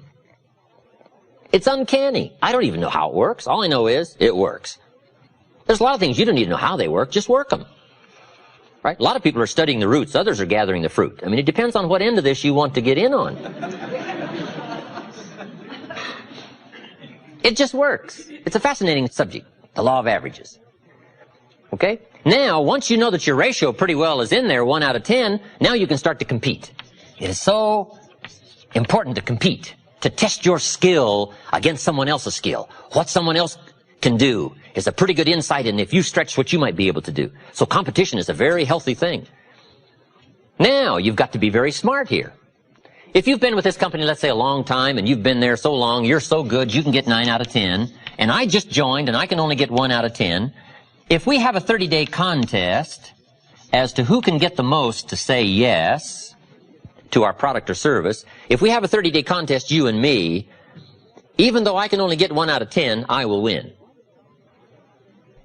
You say, well, I've been here a long time, I can get 9 out of 10. How could you possibly beat me? It would be very simple. Now, it might not be easy, but it would be very simple. During the 30 days, since I understand now these ratios, during the month while you talk to 10 and get 9, I will talk to 100 and get 10. So that at the end of 30 days, you got 9, I got 10, I beat you. Isn't that clever? Let me give you a scenario here. If you're bright, what you do if you're new, you make up in numbers what you lack in skill. This is called helping people with the numbers, helping people with ratios. Someone says, well, I can only get 1 out of 10. Say, that's got nothing to do with competition. Now, after 30 days, I may be fairly exhausted. But see, I'm pretty good for a 30-day run. One is I don't sleep much for 30 days. About 4 hours sleep is all I need. For 30 days. Now, I got to back off after 30 days, I'll admit that. But for 30 days, I can go on 4 hours sleep. Now, see, it's hard to beat somebody that won't sleep. How are you going to beat somebody? About 1 hour a day for nutrition.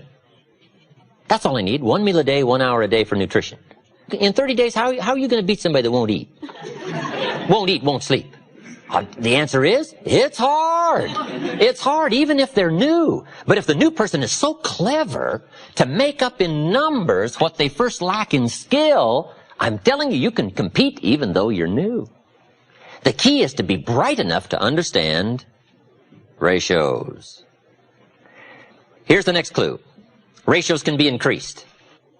You talk to 10, get 1, talk to 10, get 1, talk to 10, get 1, talk to 10 more, get 2. Why would about the 4th time you talk to 10, you get 2 instead of 1? You're getting better. Key question, who can get better? Answer, anybody who tries. All you got to do is put together the numbers. Right? Your brain is as good as anybody else's. Your chances are as good. All you got to do is find a way to put out the extraordinary effort to do an ordinary thing extremely well. Ratios. Success is a numbers game. It's important to keep track of your numbers. In baseball, we call it batting average. Whatever you're doing, the key is to keep track of your success and how good you are at whatever. Someone says, well, I'm not very good on the telephone. I'll tell you how you can quickly cure all that, is get on the telephone. I'm telling you, you can get better at anything. All you've got to do is attempt it and try it and start putting a string of numbers together and keeping track and understand your own ratios. I teach a very simple sales course. Let me give it to you in 3 points. Number 1, talk to lots of people every day. It's a simple sales course. Number 1, talk to lots of people. Isn't that simple? It's a numbers game, especially if you're new. And here's what's exciting. There's lots of people. You don't have to worry about people.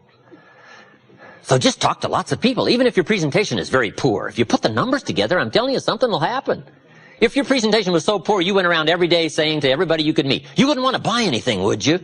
Sure enough, somebody's going to say, well, maybe I would. What are you selling? I'm telling you, it's just about that simple. If you put the numbers together, if you talk to lots of people every day, 2 things will happen. Number 1, you're bound to make sales. I'm telling you, some people buy for the strangest reasons. Hey, some people buy out of sympathy for the salesperson. I'm telling you, you can find some people that'll buy out of sympathy. They don't want to see your kids starve. I'm telling you, if you'll talk to enough people, some people will buy out of sympathy. So part of success is, look pitiful to enough people, right? I'm telling you, somebody will buy. And why? Why? It's because of ratios. It's because of numbers. Now, you can have a much better presentation than you wouldn't want to buy anything, would you? You can get a little brighter than that. But if you start just that simple, it's simple. Somebody says, where do you start? Anywhere. It doesn't matter. If you're in sales, walk outside, find you a rock, throw it up in the air. Wherever the rock comes down, start right there. That's a good place to start. Anywhere. The next person you see, say, sir, you're the first man after the rock. And that'll get a conversation started. I'm telling you. They may back up while they talk, but something will start. And the reason is understanding the numbers. The numbers, you don't have to be so cleverly skillful. All you got to do is be bright enough to understand that numbers can make up for lack of skill to begin with.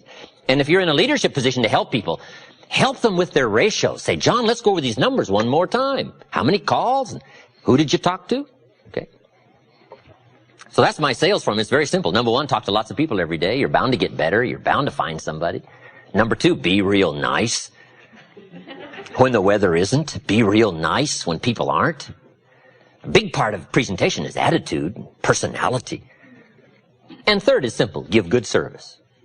Write all the notes most people don't write. Do all the extra things most people don't do. Call them before they call you. Service leads to multiple sales. If you'll take good care of somebody, they'll open doors you could never open yourself. They'll take you by the hand and share you with people that you never thought you could reach. Service leads to the multiples. That's a simple sales course. But it starts with numbers, understanding ratios.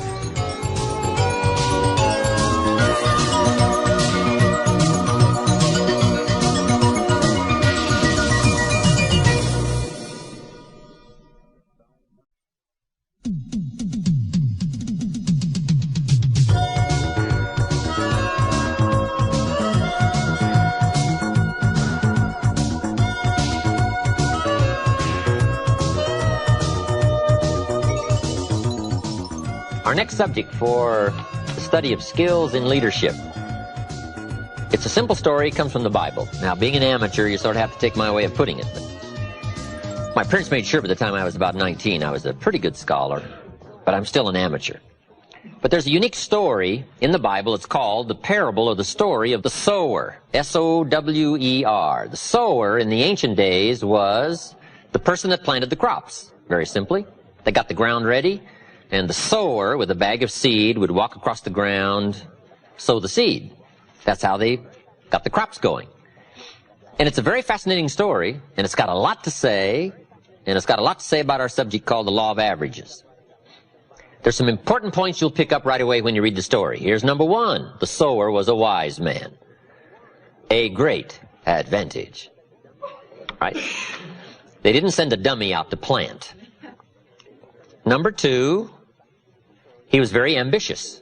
And by the time you finish the story, you'll come to the conclusion he was ambitious. Admirable quality. Ambition. Now that has to be tempered. One writer said, I've learned to be both ambitious and content. That's a unique place to finally arrive, to be both ambitious and content. But this story says the sower was very ambitious. Nothing wrong with ambition, as long as you work the right formula. The Bible probably gives the greatest formula for wealth and power. It says, be faithful over small amounts and we'll make you ruler over much. Good philosophy. Which teaches us, number one, I think it's okay to wish to be a ruler. Nothing wrong with that. But here's how you become a ruler. Good stewardship when the amounts are small. The guy says, oh, if I had a fortune, I'd take good care of it, but I've just got a paycheck, so I don't know where it goes. I say, no. When we really check your faithfulness is when the amounts are small. I said to Mr. Schoaf when I met him at age 25, I said, you know, if I had more money, I'd have a better plan. He said, Mr. Rohn, I would suggest to you, if you had a better plan, you'd have more money. It's not the amount that counts. It's the philosophy that executes your plan that counts. If a child has $1, what should he do with it? It's very important. It's going to determine the rest of his life, what he does with $1. You say, well, it's just a child and it's just $1. We call that massive errors in judgment. It's only a child and it's only $1. What a colossal mistake to make in analyzing. If a child is allowed to spend the whole $1 and they don't have the sense of where that could take them, we call that the greatest disservice to a child. Not to explain to them the journey and the road you select when you spend the whole $1. So if a child wants to spend the whole $1, you say, no, you can't spend the whole $1. Child says, why not? Say, well, let me show you why not. And you take him to the other side of town and say, would you like to live here? Here's where the people live that spend all they make. Here's where they live. There's nothing better than visual to illustrate to a child. Show them the tragic circumstances. If you spend all you make, if you spend all you've got. And kids will come home with their big wide eyes. Say, would you like to live here? Would you like to live like this? Kid says, no, I wouldn't want to live here. Then you can't spend the whole dollar. Okay, back to my story. The sower was bright and he was also ambitious. Number 3, he went to work. It takes activity to furnish the labor that brings new life. Ideas without labor are stillborn. They never become tangible. They never become real. You got to put yourself through the activity, through the labor. So when you read the story, you'll find this was a hard-working sower. We call that admirable quality. Now, some interesting things that happened to the sower. It said he had excellent seed, point 4. He had the best. At least the scenario of the story says he had the best of seed. Boy, it's exciting when you feel that you're involved in the best product, the best service, the best idea, the best enterprise, something you feel proud about. Okay. But that's important, to have what you consider the best. Now, with all of these qualities, he starts out and now starts to unfold the scenario of life called the law of averages. Here's what happened. The sower goes out to sow the seed, and the first part of the seed that he sows falls by the wayside, and the birds get it. Now, I want you to understand the scenario. Here's what's very important for leaders to engage in, to teach the inevitable. It's very important to teach the inevitable. Key for leadership. Leaders must understand birds. Why? Birds are going to get part of the seed. It's called inevitable. And if you don't teach inevitability, people will be all upset.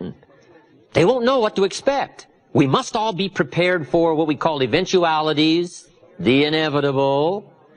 So here's part of the scenario. The sower goes out to sow the seed, and the birds get some.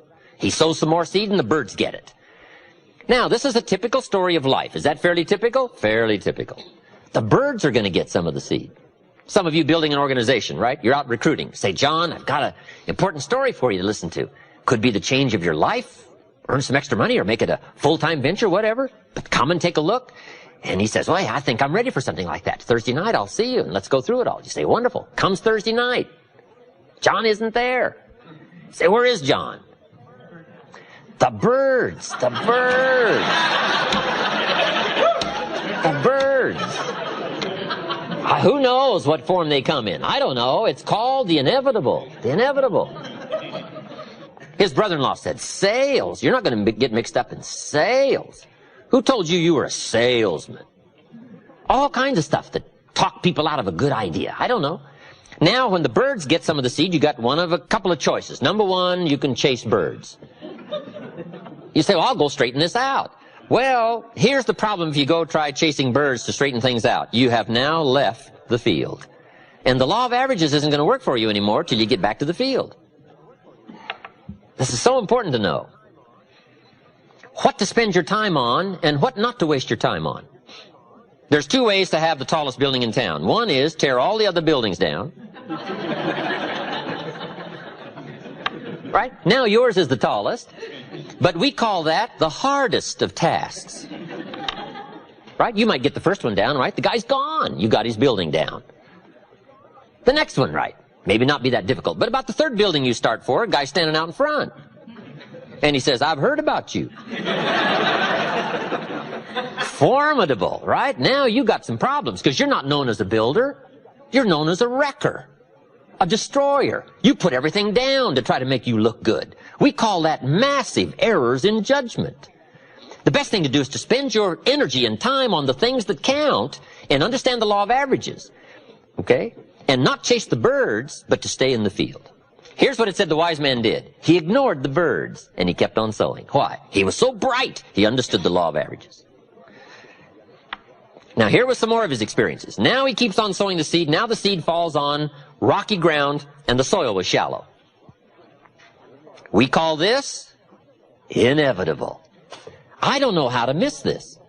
This is called the stuff of life. It's so important to understand the seasons and the stuff of life and the ratios and the inevitables. This is so important, especially as a leader, so that you can help people through understanding how it is. This is called one of those things. And it said this time the seed takes root and the little plant starts to grow, but the soil is so shallow that the first hot day, the little plants wither and die. You say, wow, what a disappointment. Well, sure, you're going to be disappointed. Some people are going to try so little, even if you've got a good idea. 30 days later, you say, we had this meeting, John wasn't here. So where is John? I said, I don't know. You say, well, I thought sure John would last 30 days. But he didn't. Why? It's called inevitable. Right? And who knows the reason why? John isn't here anymore. Somebody said, boo. And he quit. He quit. First hot day. Now, you're going to be disappointed, especially if it's somebody you like, somebody you know. But here's what you must learn to do as a leader. Discipline your disappointment. This is part of the challenge of life, disciplining the disappointment. Understanding the law of averages. Now, here's what it said the wise man did. He kept on sowing. How brilliant. He was so well schooled in the law of averages. Now he keeps on sowing, and this time the seed falls on thorny ground. You say, well, how much of this ground can you get? Well, just hang on. It's not the end of the story.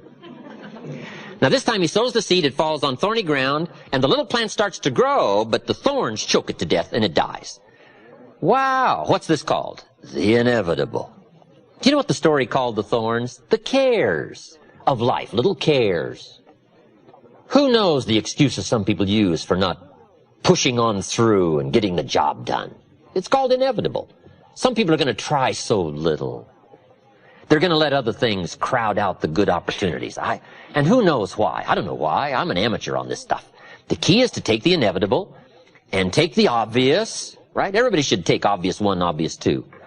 Right? Study the obvious and not let it unduly disturb you, and learn to manage the obvious so you can get on with the more important things in life. Who knows? I called John up. I said, John, where were you last night? We had this meeting. John says, well, I can't make every meeting. I say, why not? John says, well, I got a lot of other things I got to do. I say, what are they? You won't believe the list John gave me. The backyard fence was sagging, and the dogs are about to get loose. You just can't let your dogs run loose. I say, okay, John. John says, the screen door came off the hinges. And you just can't let things fall apart. You got to take time, keep things fixed up. I say, okay, John. Some extra trash had piled up in the garage. You just can't let mountains of trash take over. You got to take care of your trash. I say, okay, John. On the phone, I can hear the thorns going, oh.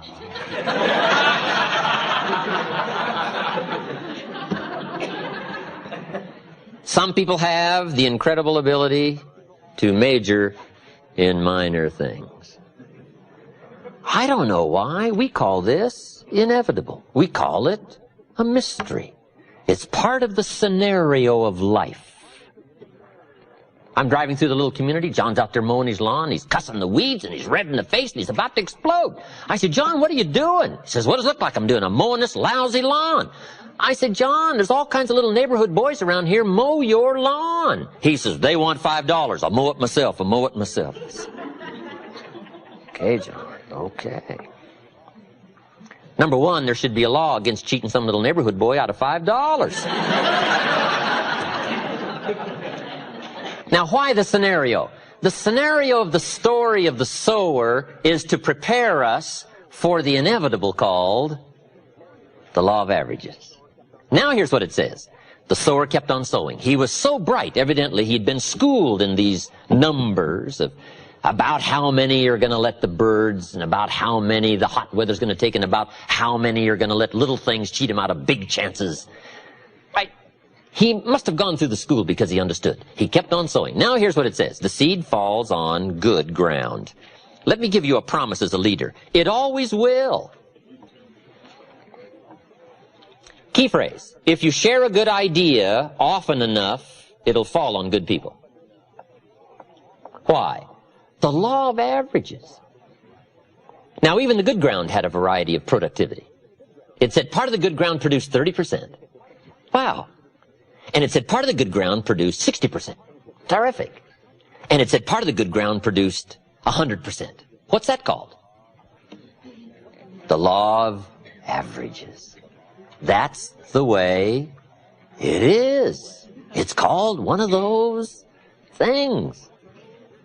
Now, can you find some 100%ers? The answer is yes, but you got to go through the birds and the hot weather and the thorns and cares, and you've got to find some way to use the 30%ers and the 60%ers. And if you become entrusted as a skillful leader and learn the law of averages and learn how to deal with all this, you'll have some 100%ers to deal with, to work with. The law of averages.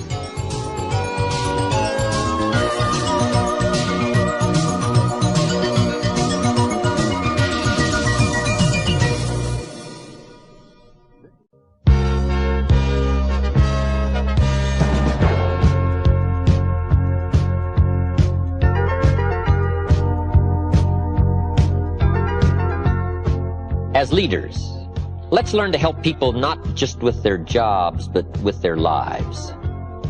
I think we have a twofold responsibility to help people with job skills. But I think the greater responsibility is to help people with life skills. Let's don't just teach people how to work, let's teach people how to live. How to assimilate and accumulate. Far greater treasures than just a paycheck.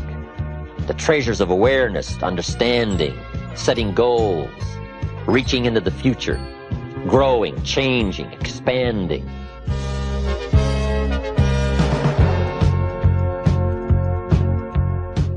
Let's talk about team building. Understanding now in some of this background, the law of averages, let me give you, I think, what are some good scenarios to understand about putting a good team together, looking for good people. If you want to build a championship team, that's quite a challenge. How to build a successful team of people to accomplish some purpose. If you've got something in mind, whether it's enterprise or organization or whether it's church or whether it's sports, doesn't matter what it is. If you want to find good people, here's part of the challenge in finding a successful team of people. Jesus had the same purpose, right? And you can't hit them all. Jesus says, I'll take you. And that was Judas. I mean, you can't hit them all. Anyway.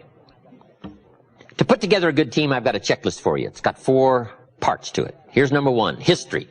It's not a bad idea to check history. Somebody's qualifications to do the job. Just take a look. Now, we can't go into too much detail on any one of these, but let me just give you the list. Number 2, check interest. If somebody's interested, they're probably a good prospect. Now, sometimes people can fake their interest. But if you've been a leader for a while, you can be a pretty good judge of whether or not somebody is faking you out on what we call true interest. And you just have to have some face-to-face conversation just to check out to the best of your ability. You won't hit it every time, but you can get pretty good at checking what we call true interest. A group came to Jesus one day and said, we wish to be disciples. He said, gentlemen, you've put your story on the wrong man. They said, wow. He said, unfortunately, I can read your heart. They said, oh. They didn't want to be disciples. They had all kinds of trickery in mind. But he picked up on it right away. And he wasn't faked out by the we wish to be. Now, you might not get quite this good at reading hearts, but I'm telling you, you can get pretty good as a leader in judging somebody's what we call true interest. Here's the third part of the checklist. Check response. Response tells you a lot about someone's integrity and character and interest and skill. If someone says you have to get there how early? You have to stay how late? The break is only 10 minutes. 2 evenings a week? Saturdays? That give you any clues? These are called clues, right? Don't go past these clues. Clues on what we call response. A person's response quickly illustrates their philosophy. We only respond based on what we know, and our attitude and philosophy is so bound up And we might, be clever for a while, but pretty soon response is going to come truly from our philosophy. And if there's any great errors there in philosophy and attitude, here's one of the places where it shows up in response. And here's the last piece of the checklist in putting together a good team. Check results. Finally, the name of the game is results. How else are we going to judge? That's the final judge. Results. It is the name of the game. Results must soon match quality. You might have a nice guy, but finally you got to have results. Nice don't get it. Now there's two parts to results. Here it is. Number one, activity results. Sometimes we don't ask for productivity right away. All we ask for first is activity. Now it's pretty easy to check activity. If you joined a sales organization and you're supposed to make 10 calls first week, it's pretty simple on Friday, right? Pretty simple on Friday. Say, John, how many calls did you make? John says, well, you say, John, well won't fit in my little box here.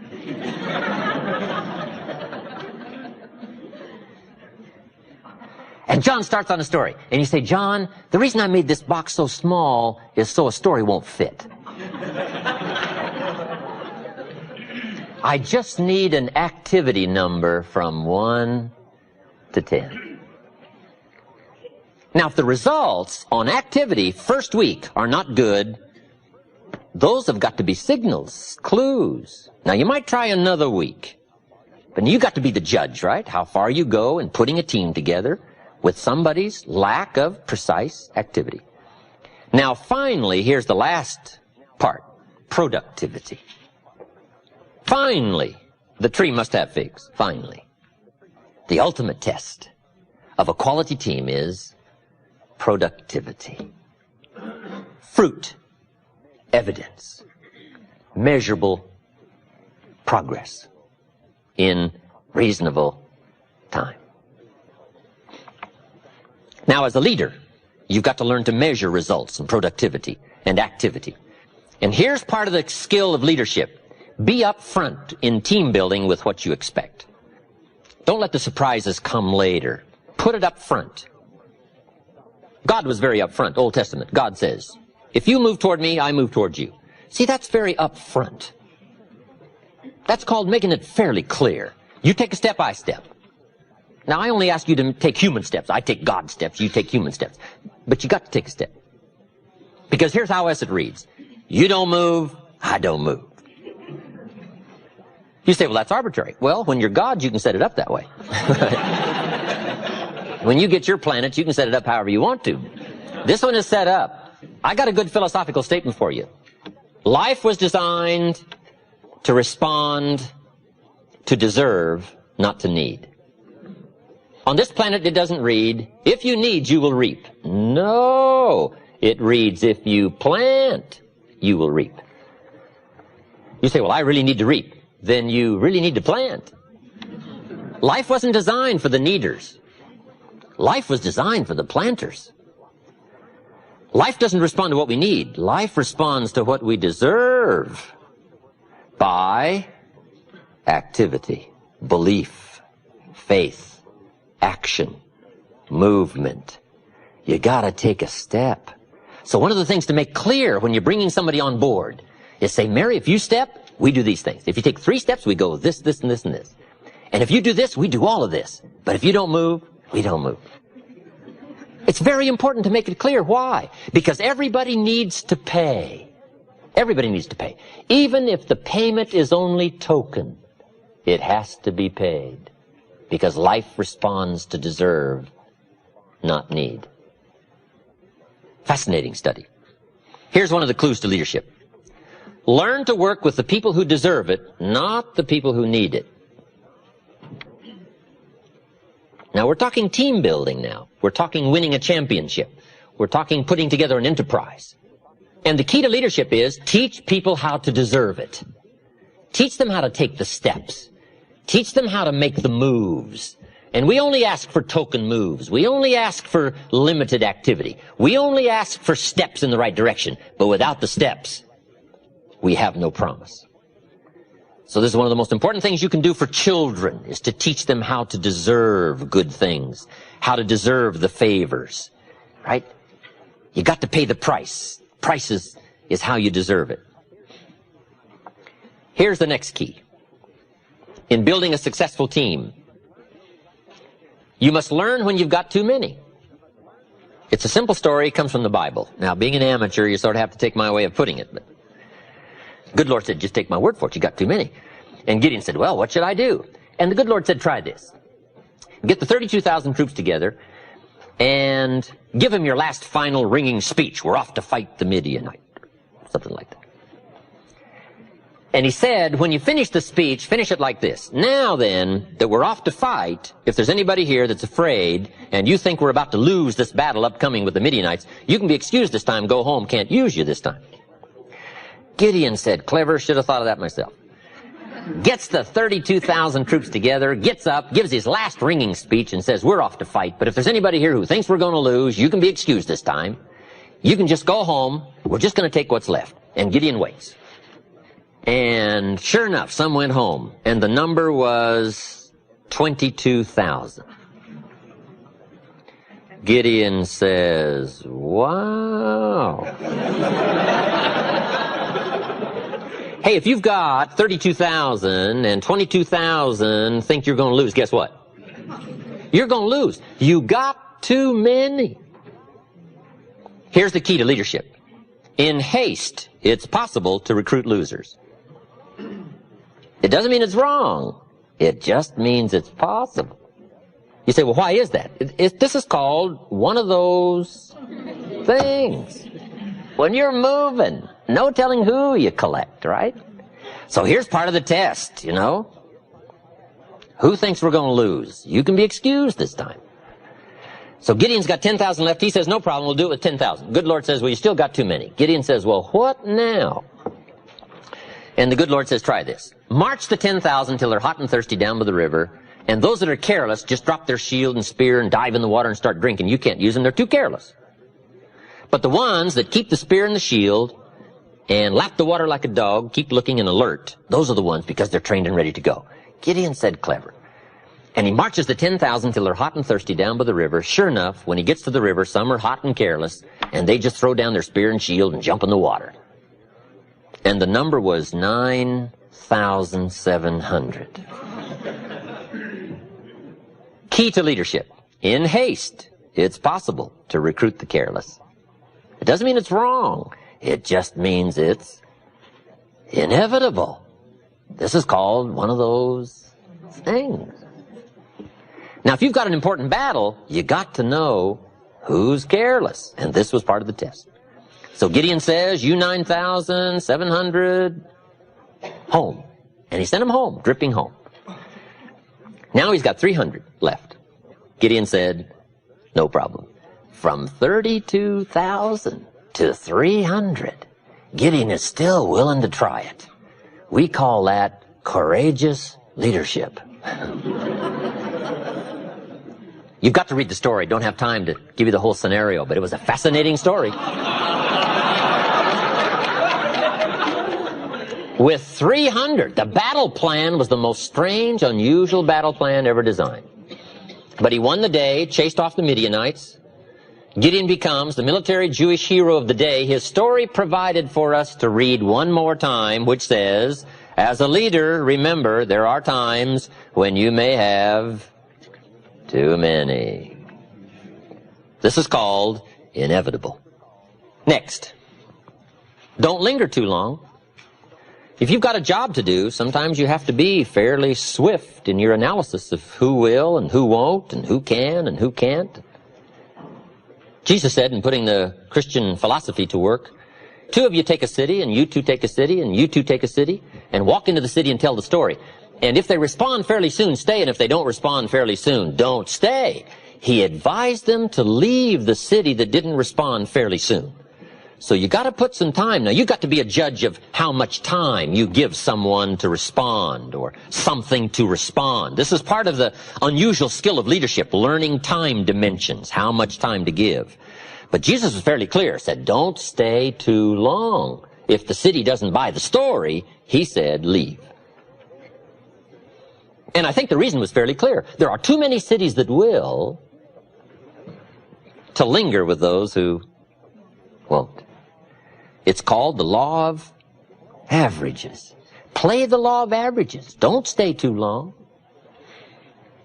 Now, he gave them some other fascinating instructions that who knows what it all meant. He said, when you walk out of one of these cities that doesn't buy the story, wipe off your shoes. Whatever that meant in those days, no telling what that meant. If you walked out of somebody's house and wiped off your shoes, I mean, no telling what that meant.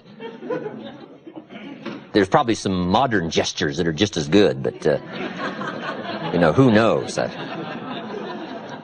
don't know. I'm an amateur on this stuff. So. But what it does mean, leaders must have a sense of timing. We call it measurable progress. You've got to be smart enough to measure progress, and you've got to also be smart enough to understand reasonable time. We can't be unreasonable with time. The enterprise may be lost for lingering too long and not understanding the law of averages.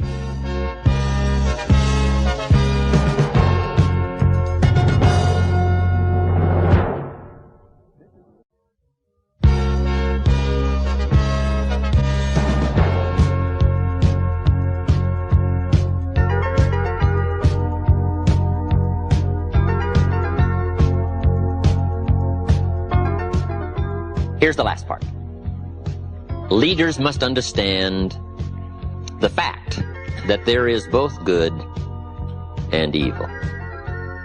It's part of the life scenario to understand good and evil.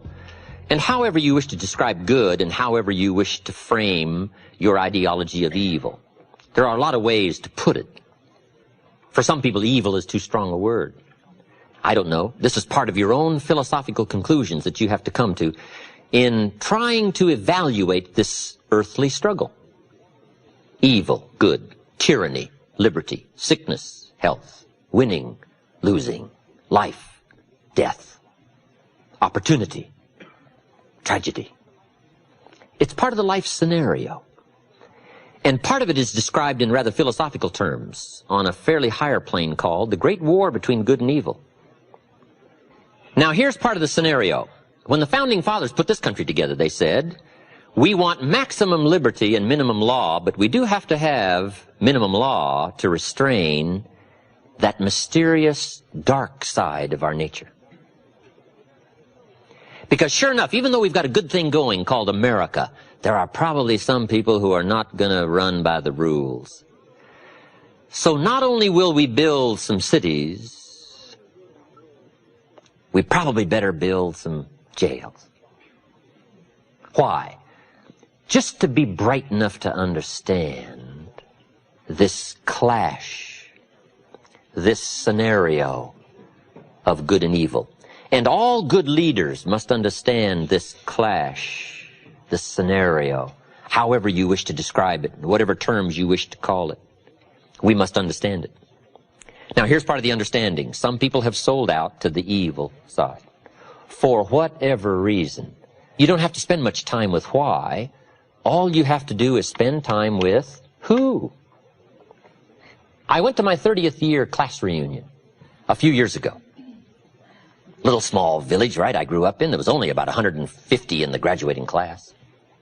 And after 30 years, almost half of the graduating class was at the reunion, which was pretty good. We had a 2-day celebration. I'm master of ceremonies. On the second day, we had a little moment to remember those who had deceased. I think there were 8. And I knew them all, so I gave a little scenario, a little story about each one. And then we took time, just a little moment of silence to remember, because some of them were very, very unique human beings, but they were gone. I thought later, 8 out of 150 after 30 years. Is that about average? Guess what I discovered? It's about average. So after 30 years out of 150, it's not will 8 be missing, it is only who will be missing. So in part of the scenario of understanding leadership, the key is to not be surprised when the inevitable occurs. Because if you become too surprised, we will call you naive. If the sun goes down, the guy says, what's happened, what's happened? It means he hasn't been here long, I guess, right? Or the guy is naive. Come on, come on. There are some things you don't want to look surprised, especially in public. If you say, why did John do that? You say, come on, come on. About so many, after so much time, are going to. And it's very sobering as to why some have chosen to give themselves over to evil, and we call it simply one of those things. But the key to leadership is to understand, and the key to leadership is to also be alert and be bright enough to spot it and to see it. All good leaders must understand the story of the frog and the scorpion. It's one of the most important stories for a leader to understand. According to the story of the frog and the scorpion, the story scenario says, the frog and the scorpion appeared on the bank of a river about the same time, and the frog was about to jump in the river and swim to the other side. And along comes the scorpion, and he sees what's about to happen, and he engages the frog in conversation, and the scorpion says to the frog, Mr. Frog, I see that you're about to jump in the river and swim to the other side. And the frog said to the scorpion, that is correct. And the scorpion said, hey, hold it. I would like to get to the other side, but unfortunately I'm a scorpion and I can't swim. Would you be so kind as to let me hop on your back and you swim across the river and deposit me on the other side? I would be grateful. And the frog looked at the scorpion and said, no way. The frog said, you're a scorpion, and scorpions sting frogs and kill them. He said, I'd get out there halfway with you on my back and you'd sting me, and I'd die. You think I'm crazy? No way. The scorpion said, hey, hold it. With your frog brain, you're not thinking. If I was to sting you out there halfway, sure, you'd die and drown, but so would I, since I'm a scorpion and I can't swim. That'd be kind of foolish. So I'm not about to do that. I just want to get to the other side. The frog thought over that reasoning and said, that makes sense, hop on. And according to the story, the scorpion hops on the frog's back, they start across the river, and sure enough, halfway across the river, the scorpion stings the frog. They are now both about to go down for the third time. The frog cannot believe what happened. And he said to the scorpion, why did you do that? I'm about to die and drown, but so are you. Why would you do that? And the scorpion said, because I am a scorpion. So all leaders must understand the story of the frog and the scorpion. There are shepherds, and there are sheep, and there are wolves. And wise leaders must understand some wolves are so clever, they've learned to dress up like sheep. But do not miss the story of the full drama of life called good and evil. It's part of the test of leadership skill. Awareness, sensitivity, understanding, knowing the scenario, and being on the alert for what is called the inevitable. Let me give you now, just in sort of quick succession, some studies that leaders should engage in. Let me just give you the list. We won't expand on this, but I'm sure you can expand on it in your own good time and in your own good way. But let me give you this list of studies leaders should engage in. Number one, the study of possibility. Possibility. It's so important for leaders to play the what-if game. What if we had enough people? What if we had refined people? What if we had leaders? What if we had a good team? What if we went to the market? What if we accomplished our goal? What could we accomplish? What are the dimensions? What's the size? What's the promise? We call it the what-if game. Possibilities are all around us. We must all be students of possibility. Dr. Schuler calls it possibility thinking. It's not a bad subject for study, possibilities. Number two is opportunity. Leaders must always be conscious and aware of the expanded potential for opportunity. And sometimes opportunity is closer than you think. The next subject of study is ability. Leaders must be good students of ability, their ability, and the people that are in their charge, their influence, their ability. Sometimes it's easy to have somebody right close to you and you've never discovered all of their talent and their potential. I discovered a young man in Canada, Harold Dyke, many years ago. He worked for the railroad. I think he was making about $300 a month. He'd been there 10 years. Now, this was a long time ago. But I discovered him. He became a good friend of mine. And I recruited him. And he joined my company, joined my business. The second year he was with me, he made $45,000. And now he's a leader in the community, and he's gifted and skillful, and he's financially independent, and he's a unique gentleman. Now, the railroad had him for 10 years. And they didn't know who they had. They didn't have this in-depth survey of trying to find the people that are right close around who may have some unusual gifts and capacities that nobody has yet discovered. So leaders must be students of ability and find ways to uncover somebody's unusual ability that may have been there for a while. And you've just got to find a way to uncover all of that. Part of the key to leadership. Subject number 4, inevitability. All of us should be students of inevitability. Without kidding myself, if I keep up my current daily practices, where will it take me in 10 years without being disillusioned? I don't want to just cross my fingers and walk the wrong road. I got to learn to look into the future called inevitable. Inevitability is being 200 feet from Niagara Falls in a little boat with no motor and no oars. It's called It's Over. Now, the key to that tragic story and scenario is, what a tragic place to find yourself. If somebody would have painted you this scene when you were still upstream and painted the roar of the falls in your mind and would show you what a tragic place it is, you might not have drifted this far into what we call now the inevitable. We've got to help people by painting the roar of the falls long before they get 200 feet in a little boat with no motor and no oars. You say, well, the roar of the falls is a long ways off. Yes, but the people that are around you are drifting. And by perception, you've got to see it. And you've got to level, and you've got to speak the truth so that you can give them alternate choices while there are still alternate choices. It's called the gift of leadership, helping people in life change, career change, helping people in thinking change, helping people with attitude change, to paint the inevitable. It's a key to leadership. Number 5, an important subject for leaders to study is called rationality. Being able to rightly conclude based on information, a rational, sensible course.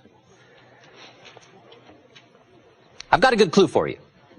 Make sure what you do is the product of your own conclusion. Take advice but not orders.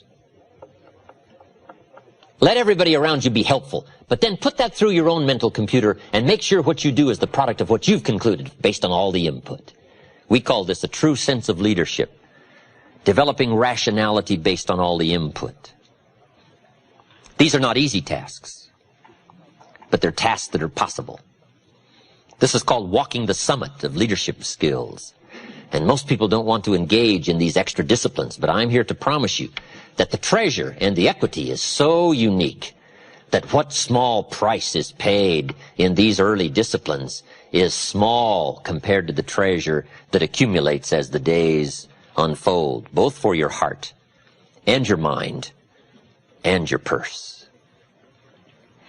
To finish, let me give you some challenges. In wrapping all of this up, I've got some good challenges for you to consider. Here's the first one. Let other people lead small lives, but not you. In the challenge of leadership and stepping up to the responsibility and the opportunity to touch somebody else's life, to help give somebody else light and direction and refinement of thought and character and activity, potential, opportunity, dreams, price. In all of this, let everybody else lead the small lives, but not you. Let everybody else cry over small hurts, but not you. Let everybody else argue over non-essentials, but not you. Deal in things that matter. The larger challenge, the larger opportunity. Here's my next challenge. As leaders, let's learn to help people not just with their jobs, but with their lives. I think we have a twofold responsibility to help people with job skills. But I think the greater responsibility is to help people with life skills. Let's don't just teach people how to work. Let's teach people how to live. How to assimilate and accumulate. Far greater treasures than just a paycheck. The treasures of awareness, understanding, setting goals, reaching into the future, growing, changing, expanding. If we'll touch people's lives as well as their skills, if they stay with us a week or a month or a year or a lifetime, on whatever occasion they should choose to leave, you want them to leave by saying, my experience there was the greatest experience of my life. And it wasn't just what I earned, it was what I learned. And last, I have an ancient scenario to give you. It comes from the Bible, and here's what it says. If you work on your gifts, they will make room for you. If you practice your gifts will make a place for you. A place of leadership. A place of influence. A place to touch someone else. To make a mark. To further an enterprise. To build a dream. Someday, if you work on your gifts, we will call you noble. We may give you rewards you cannot even now imagine. Plaques to hang on your wall, trophies to remember, but most of all, the gift of knowing yourself, that you did the best you could with what you had, the expansion of your mind and your heart and your soul and your touch and your reach and all the gifts that you possess. Your gifts, if you work on them, will make a room for you. And I've got to be one of the better examples of that. Look where my gifts have brought me. I was raised in obscurity, a little small village in Idaho. I now get to travel around the world. My gifts have brought me to this room. And what an experience it is for me to have a chance to touch you. One of the most challenging experiences in life is seeing what you can do to help someone else. And one of the greatest thrills in life is to be able to invest life into life. And you've given me that opportunity tonight, and I want to thank you for that. I've invested a bit of my life into your life, and I've considered it worth it. I want to thank you for giving me this chance and this opportunity. I wish you leadership. I wish you influence.